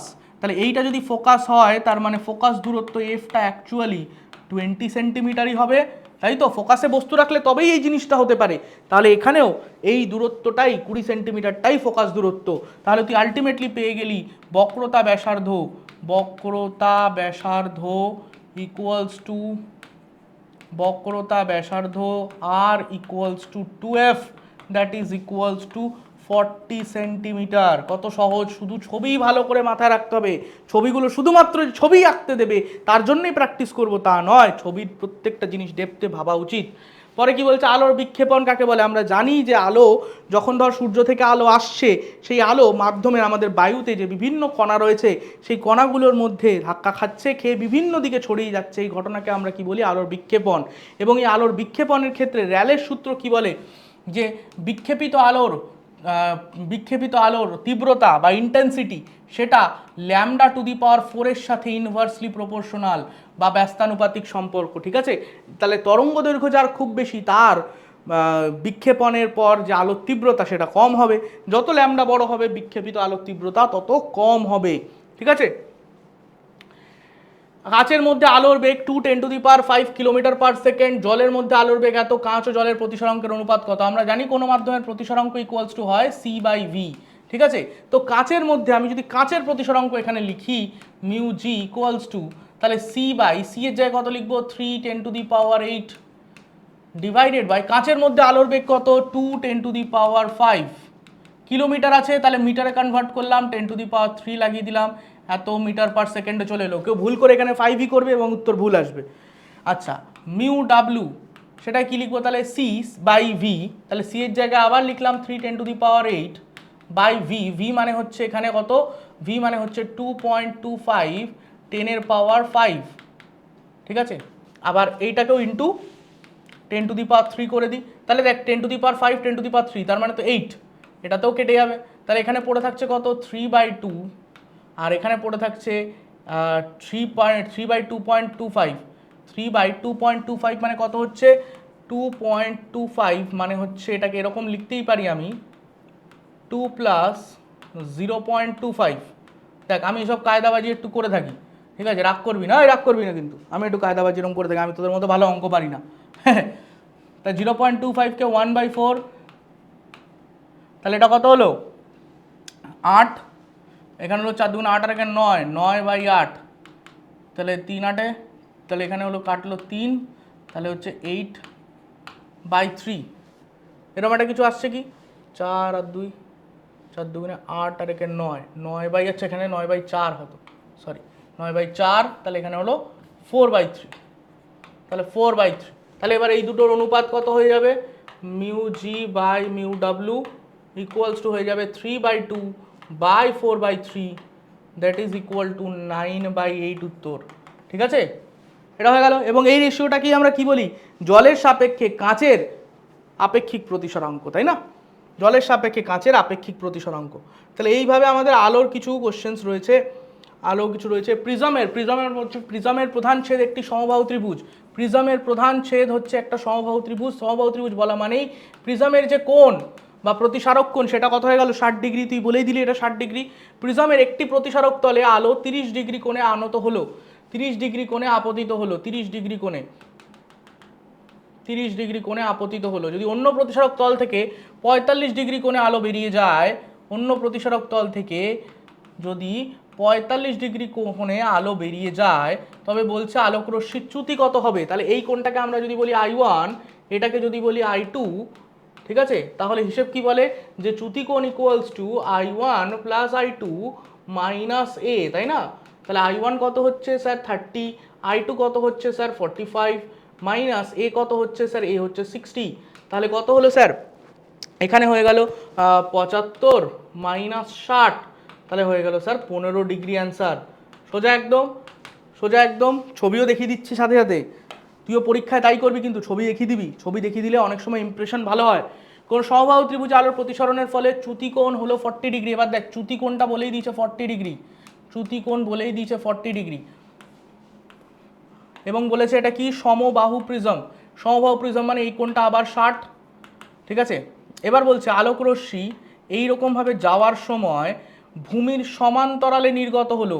আচ্ছা, এটা কি আমি বারবার পড়িয়েছি যে যে কোনো প্রিজমে ভূমির সমান্তরালে নির্গত হওয়া মানে ন্যূনতম চ্যুতি নয়, পড়েছি, হ্যাঁ স্যার পড়েছি।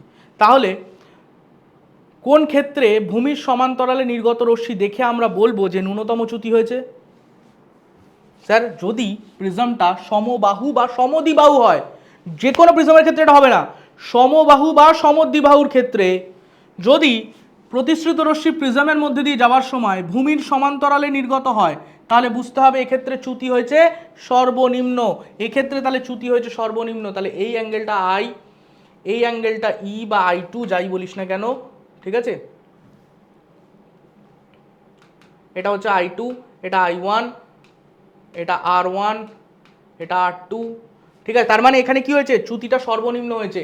ডেল্টা এখানে হয়েছে মিনিমাম, ঠিক আছে, ডেল্টা এখানে মিনিমাম, কারণ এটা সমবাহু ত্রিভুজ এবং প্রতিষ্ঠিত রশ্মি প্রিজমের ভূমির সমান্তরালে যাচ্ছে, তাহলে ডেল্টা মিনিমাম হয়েছে। ডেল্টা মিনিমামের ভ্যালু কত শিখেছিলাম মনে কর, ডেল্টা মিনিমামের কন্ডিশন কি ছিল, I1 ইকুয়ালস টু I2, তাই তো, তাহলে ডেল্টার এক্সপ্রেশনে আমরা যদি বসিয়ে দিই I1 প্লাস I2 মাইনাস এ, এবার বসিয়ে দিতে, তাহলে এটা কত হয়ে গেল 2I মাইনাস এ, তাহলে ডেল্টা এম হয়ে গেল 2I মাইনাস এ, ক্লিয়ার একদম, ডেল্টা এম হয়ে গেল 2I মাইনাস এ।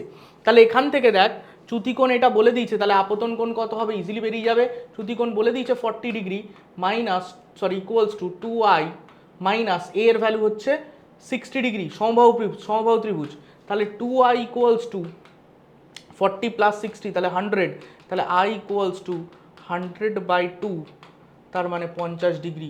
তাহলে আপতন কোণ কত, প্রথম তলে আপতন কোণ কত, এটা বেরোলো 50 ডিগ্রি, ক্লিয়ার একদম, কোনো সমস্যা নেই, কোনো জটিলতা নেই, সুন্দরভাবে হয়ে গেল। পরের প্রশ্ন, বস্তুর দৈর্ঘ্য 5 সেন্টিমিটার, উত্তল লেন্সের 2 সেন্টিমিটার দূরে রাখলে 10 সেন্টিমিটার দৈর্ঘ্যের প্রতিবিম্ব পাওয়া গেল। আচ্ছা, তাহলে রৈখিক বিবর্ধন কত হবে, m ইকুয়ালস টু আমরা জানি প্রতিবিম্বের দৈর্ঘ্য বাই বস্তুর দৈর্ঘ্য, তাহলে এটা হয়ে গেল 2, তাহলে প্রতিবিম্ব দূরত্ব কত হবে, আবার আমরা তো এটাও জানি যে m এর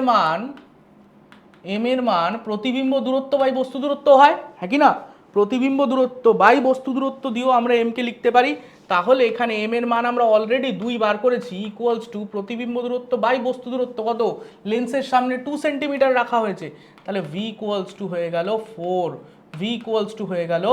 4, তাহলে এইটা অ্যান্সার, দুটোই অ্যান্সার বেরিয়ে গেছে আমার, কোনো অসুবিধা নেই। চলো, আমরা আলোর বেশ কিছু কোশ্চেন্স করে নিয়েছি, এবার আমরা চলে যাচ্ছি সরাসরি তাপে, ঠিক আছে, লাস্ট চ্যাপ্টার ফিজিক্সের তাপ, সেটা ডিসকাস করে নিই ছোট করে। বলছে তাপ পরিবাহিতাঙ্কের এসআই একক কি, তাপ পরিবাহিতাঙ্কের এসআই একক হচ্ছে watt metre inverse kelvin inverse. কি করে আসছে তুই যদি মনে রাখতে না পারিস, তাহলে কিউ ইকুয়ালস টু কি শিখিয়েছিলাম ক্লাসে, Q equals to cat theta by L শিখিয়েছিলাম, Q equals to cat theta by L, যেখানে কোনো একটা পরিবাহী আছে যার দুই প্রান্তের মধ্যে ডেল্টা থিটা বা থিটা আমার উষ্ণতার পার্থক্য রয়েছে, তাহলে তার দৈর্ঘ্য যদি এল হয় এবং প্রস্থচ্ছেদের ক্ষেত্রফল যদি এ হয়, তাহলে টি সময় কতটা তাপ যায় তার এক্সপ্রেশন কি ছিল, Q equals to cat theta by L. এবং এই প্রশ্নটাও কিন্তু বারবার আসে যে কিউ, এটা যে প্রবাহিত তাপ, তার মান কার ওপর নির্ভর করে, কার ওপর, সময়ের ওপর, নির্ভর করে উষ্ণতার পার্থক্যের ওপর, দুই প্রান্তের মধ্যে উষ্ণতার পার্থক্যের ওপর, নির্ভর করে লেন্থের সঙ্গে ব্যস্তানুপাতিকভাবে এবং প্রস্থচ্ছেদের ক্ষেত্রফলের সঙ্গে সমানুপাতিক। এইগুলোকে নিয়ে যখনই আমরা কিউকে লিখতে যাব, অর্থাৎ এ টি ডেল্টা থিটা বাই এল, তখন আর ইকুয়াল টু দিয়েছি মানে কি লাগবে, একটা সমানুপাতিক ধ্রুবক লাগবে, সেই সমানুপাতিক ধ্রুবকটা হচ্ছে কে, এই কেটাকেই আমরা কি বলি, তাপ পরিবাহিতাঙ্ক, কেটাকে আমরা বলি তাপ পরিবাহিতাঙ্ক, অর্থাৎ থার্মাল কন্ডাক্টিভিটি। এই তাপ পরিবাহিতাঙ্ক তাহলে কে এর একক কি হবে, কে ইকুয়ালস টু তাহলে কি, বাকি সবগুলোকে এপাশে নিয়ে চলে আয়, Q L by A T delta theta, ঠিক আছে। এবার দেখ কিউ এর একক কি, স্যার কিউ এর একক হচ্ছে জুল, তাপ তো, তাপ শক্তি অর্থাৎ জুল, এল হচ্ছে মিটার, এ হচ্ছে মিটার স্কোয়ার, টি হচ্ছে সেকেন্ড, আর উষ্ণতা হচ্ছে কেলভিন, তাহলে এখানে মিটার দিয়ে একটা মিটারকে মেরে দিলাম, তাহলে এখানে জুল বাই সেকেন্ড, এই দেখ জুল বাই সেকেন্ড কি হয় স্যার, শক্তি বাই সময়, তার মানে ক্ষমতা অর্থাৎ ওয়াট, ডিভাইডেড বাই, স্যার এখানে একটা মিটার আছে একটা কেলভিন আছে, তাহলে তো স্যার ইজিলি হয়ে গেল watt metre inverse kelvin inverse, দেখ সেটা দিয়ে কি আমরা মার্ক করেছিলাম, watt metre inverse kelvin inverse. আচ্ছা, তাপীয় রোধের রাশিমালা কি, আমরা এটা অলওয়েজ জানি যে কিউ বাই টি যদি লিখি, কিউ বাই টি কি হয়ে যায় স্যার, তাপ প্রবাহের হার, এই যে কিউ এখান থেকে টিটাকে নিলাম, তাহলে এটা হয়ে গেল তাপ প্রবাহের হার, তো এই তাপ প্রবাহের হার equals to K A delta theta by L, এটাকে তো আমি এইভাবেও চাইলে লিখতে পারি, ওপরে শুধু ডেল্টা থিটা রাখলাম, নিচে এল বাই কে এ, খেয়াল করতো এই দুটোকে ওপরে তুলে নিয়ে গিয়ে তো এইটাই লেখাই যায়, কোনো অসুবিধা নেই, তাহলে আমি এই ফরম্যাটে রাখতেও পারি। এবার রাখলে যেটা সুবিধা হলো, খেয়াল করে দেখ এখানে কিউ বাই টি, এটা কি বলছি, তাপ প্রবাহের হার, এই তাপ প্রবাহের হার কার ওপর নির্ভর করছে, স্যার তাপ প্রবাহের হার নির্ভর করছে, ওপরে একটা উষ্ণতার পার্থক্য আছে আর নিচে একটা কিছু আছে, ওপরে তার মানে কি আছে, উষ্ণতার পার্থক্য, আমরা এটা বারবার জানি, তাপ প্রবাহ হয় উষ্ণতার পার্থক্য থাকলে তবেই, উষ্ণতার যদি পার্থক্য না থাকে পরিবাহীর দুই প্রান্তে, তাহলে তাপ প্রবাহিত হবে না। তাহলে হিসেব কি বলছে, হিসেব বলছে যে উষ্ণতার পার্থক্যটা হচ্ছে কারণ, আর নিচে একটা কিছু একটা আছে, আচ্ছা, আমরা যদি ওহমের সূত্র থেকে আসি তাহলে ওহমের সূত্রতেও আধান বাই সময়, এটা কি স্যার? এটা হচ্ছে তড়িৎ প্রবাহ মাত্রা বা আধান প্রবাহের হার। তাহলে স্যার এখানে ছিল তাপ প্রবাহের হার, এটা হলো আধান প্রবাহের হার, এবং এইটাই হচ্ছে আমার কারেন্ট বা প্রবাহ মাত্রা। এটা কি ছিল স্যার? ওপরে ছিল বিভব প্রভেদ, নিচে ছিল আর। তাহলে স্যার এখানেও ওই যে প্রবাহ মাত্রা, সেটা তো বিভব প্রভেদের ওপর নির্ভরশীল। প্রবাহ মাত্রা কারণই হচ্ছে বিভব প্রভেদ, তাহলে বিভব প্রভেদ না থাকলে প্রবাহ মাত্রা আসবে কোথা থেকে? সেরকম ভাবেই এখানেও যেরকম ছিল, দেখ, উষ্ণতার পার্থক্য না থাকলে তাপের প্রবাহ হবে না, এখানে বিভব পার্থক্য না থাকলে তড়িৎ প্রবাহ হবে না। অর্থাৎ দুটো ক্ষেত্রেই আমি বাঁ দিকটা যদি দেখি তাহলে বাঁ দিকটাই হচ্ছে আমার, এখানে হচ্ছে তাপ প্রবাহের হার, এখানে তড়িৎ প্রবাহের হার। ডান দিকে ওপরে তাপ প্রবাহের কারণ, তড়িৎ প্রবাহের কারণ। তাপ প্রবাহের কারণ হিসাবে আছে উষ্ণতার পার্থক্য, তড়িৎ প্রবাহের কারণ হিসাবে আছে বিভব পার্থক্য। এইখানে নিচে কি আছে স্যার? তড়িৎ রোধ, অর্থাৎ যে তড়িৎ প্রবাহকে বাধা দেয়। তার মানে সিমিলারিটি কি বলছে স্যার? সবই মিলে গেছে, প্রবাহের হার, প্রবাহের হার, কারণ, প্রবাহের কারণ, উষ্ণতার পার্থক্য, প্রবাহের কারণ, বিভব পার্থক্য। তাহলে স্যার এখানে রয়েছে রোধ, যে তড়িৎ প্রবাহকে বাধা দেয়, তার মানে এখানেও রোধ আছে, যে তাপ প্রবাহকে বাধা দেয়, তার মানে এইটাই হচ্ছে আমার তাপীয় রোধ। এইটাই হচ্ছে তাপীয় রোধ, যে তাপ প্রবাহতে বাধা দেয়। তাহলে কি হলো? L/K is the correct answer. এইটা হচ্ছে আমার তাপীয় রোধ। ক্লিয়ার একদম? চল পরেরটা, কঠিন তরল গ্যাসের আয়তন প্রসারণ গুণাঙ্ক এত হলে কোনটা সম্পর্কটা সঠিক? আমরা জানি গ্যাস সব থেকে ভালো প্রসারিত হয়, অর্থাৎ গ্যাসের আয়তন প্রসারণ গুণাঙ্ক সব থেকে বেশি, তারপর লিকুইড, তারপর হচ্ছে সলিড। সলিড সব থেকে কম প্রসারিত হতে পারে তাপের প্রভাবে। নেক্সট কি? কোনো কঠিন দৈর্ঘ্য প্রসারণের গুণাঙ্কের মান সেলসিয়াস স্কেলে আলফা সি হলে ফারেনহাইট স্কেলে মান হবে আলফা এফ। তাহলে নিচের কোন সম্পর্কটি সঠিক? 5 alpha C equals to 9 alpha F, এইটা হবে answer. 5 alpha C equals to 9 alpha F, ঠিক আছে? 5 alpha C equals to 9 alpha F. এটার যে ডিটেল স্টাডি বা বিজ্ঞানটা, এটা তোরা ক্লাস 11-এ ফিজিক্সের মধ্যে পাবি, এখন জাস্ট তোকে এটা মেমোরাইজ রাখতে হবে। একটি কঠিন ব্লকের তাপ পরিবাহিতাঙ্ক কার ওপর নির্ভর করে? তাপ পরিবাহিতাঙ্ক নির্ভর করে উপাদানের ওপর, এগুলো কারোর ওপর নির্ভর করে না, শুধুমাত্র উপাদানের ওপর নির্ভর করে, ঠিক আছে? তাপ পরিবহনের জন্য দায়ী কে? তাপ পরিবহনের জন্য দায়ী হচ্ছে মুক্ত ইলেকট্রন কণা, ফ্রি ইলেকট্রন যাকে আমরা বলি, সেই ফ্রি ইলেকট্রন অ্যাকচুয়ালি তাপ পরিবহন করে। রান্নার পাত্রে যে গুণটি থাকা আবশ্যক, দেখ, রান্নার পাত্রতে আমরা চাই চট করে গরম হয়ে যাক, অর্থাৎ ওর আপেক্ষিক তাপ খুব নিম্ন হওয়া প্রয়োজন, যাতে চট করে ওর টেম্পারেচার বা উষ্ণতা বেড়ে যায়, এবং ওই উষ্ণতা বা ওই যে হিটটা ঢুকলো, সেই হিটটা যাতে সুন্দরভাবে পাত্রের প্রত্যেকটা অংশে ছড়িয়ে পড়ে, যাতে রান্নাটা খুব ভালো হয়, পাত্রের যে কোনো জায়গায় খাবার থাকুক সেটা ভালোভাবে পরিপক্ক হয়, রান্না হয় ভালো করে, তার জন্য হিটটা ভালোভাবে ছড়িয়ে যাওয়া প্রয়োজন। সেই হিট ছড়িয়ে যাবে বা পরিবহন হবে কিভাবে? যদি ওর পরিবাহিতাঙ্কটা বেশি হয়। তার মানে কি? নিম্ন আপেক্ষিক তাপ ও উচ্চ পরিবাহিতা, এইটা হতে হবে রান্নার পাত্রের একটা আবশ্যক গুণ। সেলসিয়াস স্কেলে লোহার দৈর্ঘ্য প্রসারণ গুণাঙ্কের মান এত হলে পরম স্কেলে মান কত হবে? পরম স্কেলেও একই হবে। সেলসিয়াস স্কেল এবং ফারেনহাইট স্কেলে আমরা তো রিলেশন অলরেডি দেখলাম, যে ওই 5 alpha C equals to 9 alpha F, ওটা দেখলাম। তাছাড়া পরম স্কেলের সঙ্গে কি রিলেশন?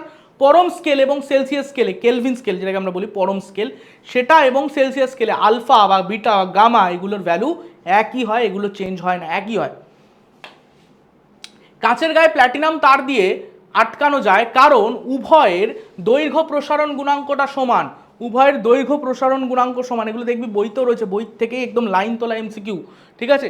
দৈর্ঘ্য প্রসারণ গুণাঙ্ক দুজনেরই সমান, তাই যখনই আমি ওদেরকে নিয়ে গরম করে আটকে দিই, তখন দুজনেরই যখন প্রসারণ হয় তখন কিন্তু ওটা ফেটে যায় না। যদি দুজনে আলাদা আলাদা প্রসারণ হতো তাহলে কী হতো বলতো?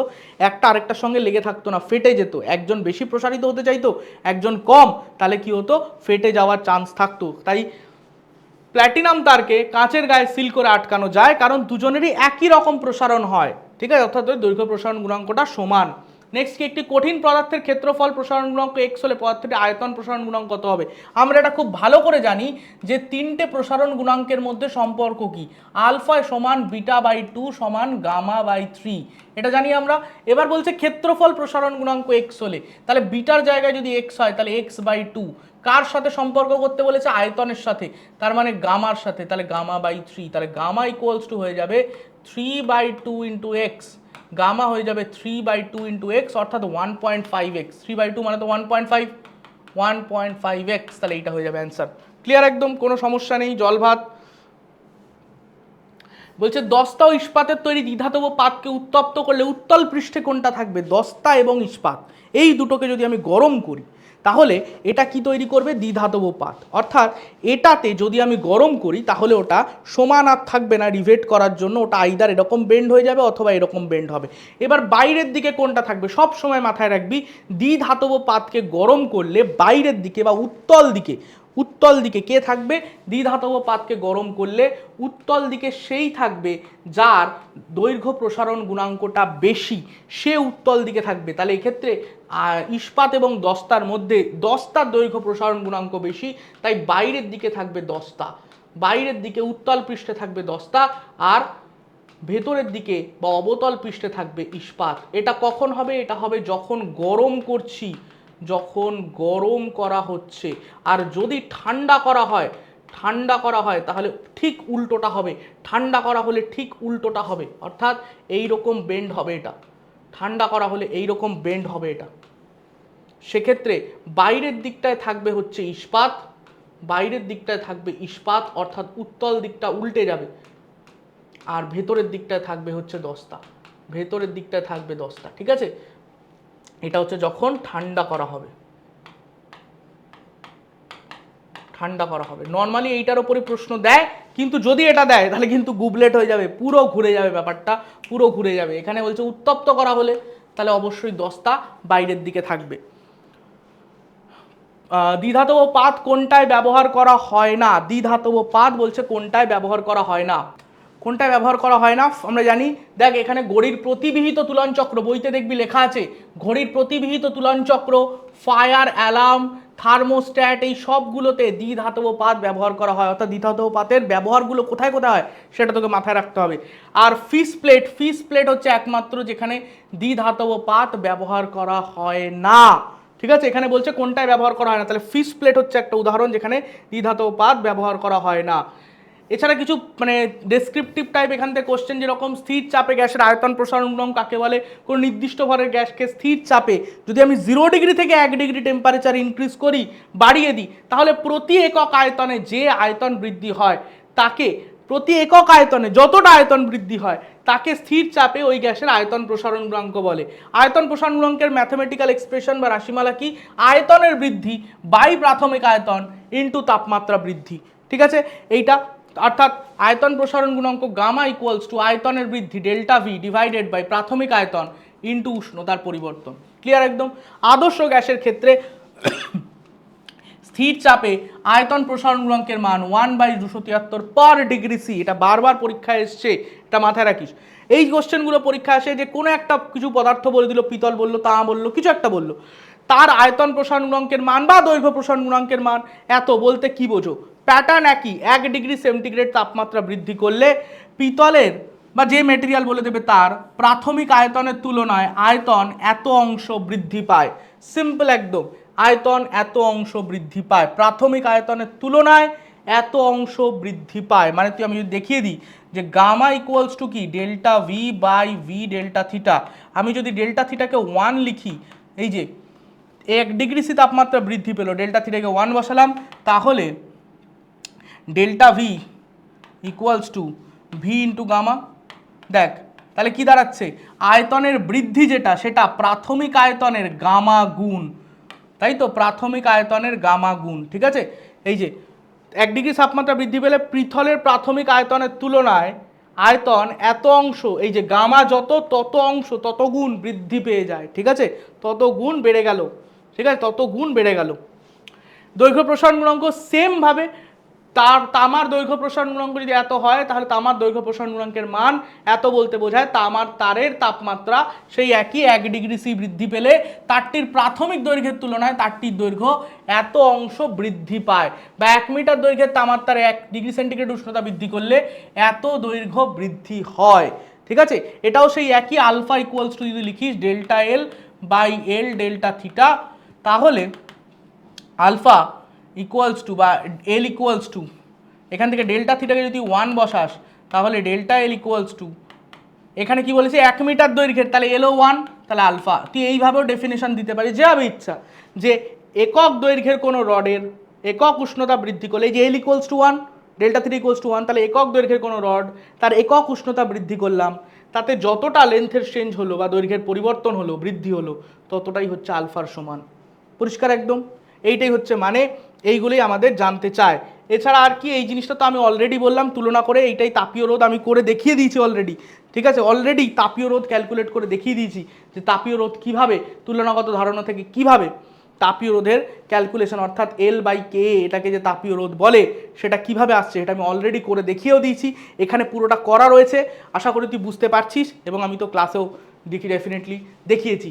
কঠিন দণ্ডের ক্ষেত্রে তাপ পরিবহনের হার H equals to KA into T1 minus T2 into L, যেটা অলরেডি আমরা করেছি। H মানেই হচ্ছে এখানে Q/T, সেটা equals to KA delta theta, এই যে ডেল্টা থিটা এটাই তো উষ্ণতার পরিবর্তন বাই L। তো H হচ্ছে তাপ প্রবাহের হার, যেটাকে আমরা Q/T দিয়ে লিখেছি, সেটাকে আমরা তুলনা করব কার সাথে? ওহমের সূত্রের সাথে। এই যে ওহমের সূত্রের সাথে, এটাই তো হচ্ছে আমার তড়িৎ প্রবাহের হার, আর এটা হচ্ছে তাপ প্রবাহের হার। তাহলে এখান থেকে দেখ, এটাকেও যদি আমি সেই একই প্যাটার্নে লিখি, T1 মাইনাস T2 মানে উষ্ণতার পরিবর্তন বাই L/KA, তাহলে এই নিচের পার্টটা, এখানে দেখ নিচের পার্ট কে আছে, এখানে আর আছে, এখানে নিচের পার্টে L/KA আছে, তাহলে তুলনা করলে L/K হয়ে গেল একটা ধ্রুবক রাশি, এটাকেই আমরা বলবো কি তাপীয় রোধ। তাহলে হয়ে গেল আমাদের ফিজিক্সের 3টে চ্যাপ্টার, আমরা অলরেডি ডিসকাস করেছি। কারেন্ট, ইলেকট্রিসিটি, যাবতীয় কোশ্চেন, হেন তেনো অঙ্ক প্রচুর করেছি। আলো এবং তাপ প্রত্যেকটা সেকশনে আমরা ডিসকাস করলাম। আশা করি তোদের এটা খুব কাজে লাগবে, এবং সত্যি আমাদের জন্য খুব কঠিন ব্যাপারটা যে নিটের বা 11-12 লেভেলের জিনিসগুলোকে ভেঙে ছোট করে তোদের সামনে রিপ্রেজেন্ট করা বেশ কঠিন, বাট স্টিল আমরা নিজেদের চেষ্টা করছি তোদের যাতে কিছু বেটার জিনিস দেওয়া যেতে পারে। তো টাটা, দেখা হবে আবার কখনো কোনো ক্লাসে।